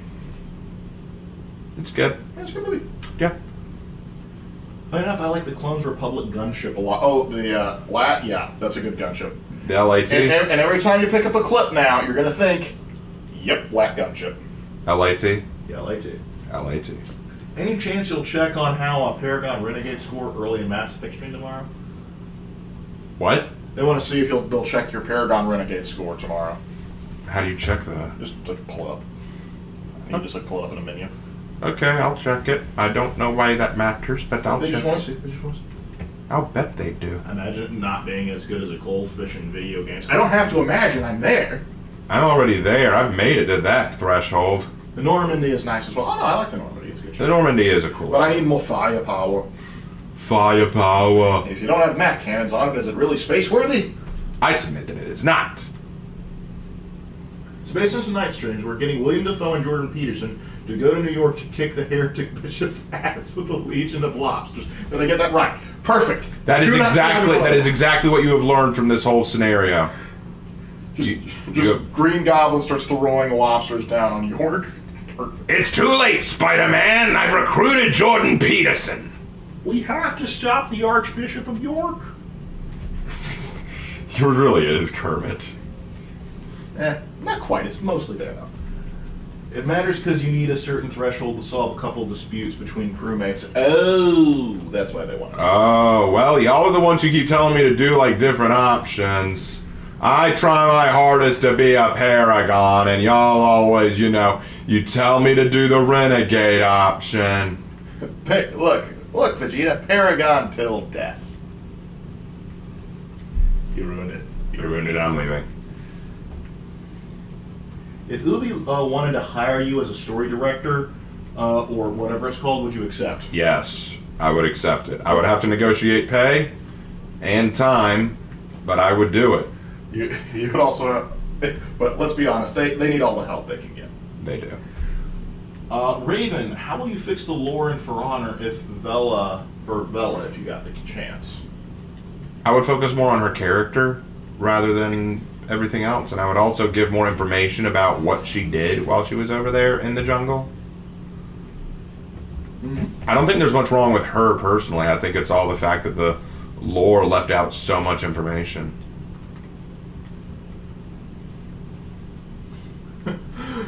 Lord teaching magic at Hogwarts. Okay, today I'm going to teach you about my favorite form of magic. This is Cassidy, holds up a 1911. That's not magic. Hush and let me teach. That's pretty accurate. That is accurate to what Lark would do. It's like, and now we're going to learn the most powerful spell of all, the Kalishnikov. You're ready to learn the most powerful spell of all, or you're ready to meet God. Alakablam. Honestly, I would expect this from Russian Badger, but still, the way the stream went, I still think it fits the For Honor stream, yeah. I mean, I try to be fun. Hey, Raven and Lark, which ancient soldier group has the best drip? Probably either Medieval Knights or Roman Legionnaires. I would say the Medieval Knights, personally. Because Either that or Spartans! yes. Well, it depends on the era Spartan, because we're talking Corinthian helmet Spartans, absolutely. We're talking about post-Corinthian helmet Spartans? No. Post-Corinthian Spartan. Yeah. I need the Musculata armor, and I need that Corinthian helmet. I need the Musculata armor, and I need bacon. Well, that goes without saying. Everyone needs bacon. Winged Hussars, Winged Hussars do When the Winged Hussars arrived! But they kind of count alongside knights. They're kind of like Knights After Knights, man. Yeah. They're like Knights, but bringing it back, y'all. We remember in September when the winged hussars arrive, coming down the mountainside. Who would win, Vikings or Mongols? Mongols. Coming down, they turned the tide. And yeah, Mongols would win that. But the real question is, how many boards? Because the Mongols hoard. If the Mongol hordes got bored, ow. All right, well, I think that took care of it. Any last has some good bangers. They just produce banger after banger after banger. Tell us, chicks, how do you pronounce nuclear? Nuclear. Nuclear? Or? Nuclear. Nuclear. Nuclear. Oh, by the way, a little, oh wait, what's it, Laurie, if I don't have bronze abs and a plum, I don't want it. Precisely. Hey, do you hear the song Army of the Night? Yeah. How do you pronounce GIF? I say GIF or GIF. I don't say GIF. I say GIF. Hey, Raven and Lark, have you guys watched any internet historian videos? Not recently. No, not recently. Anyway.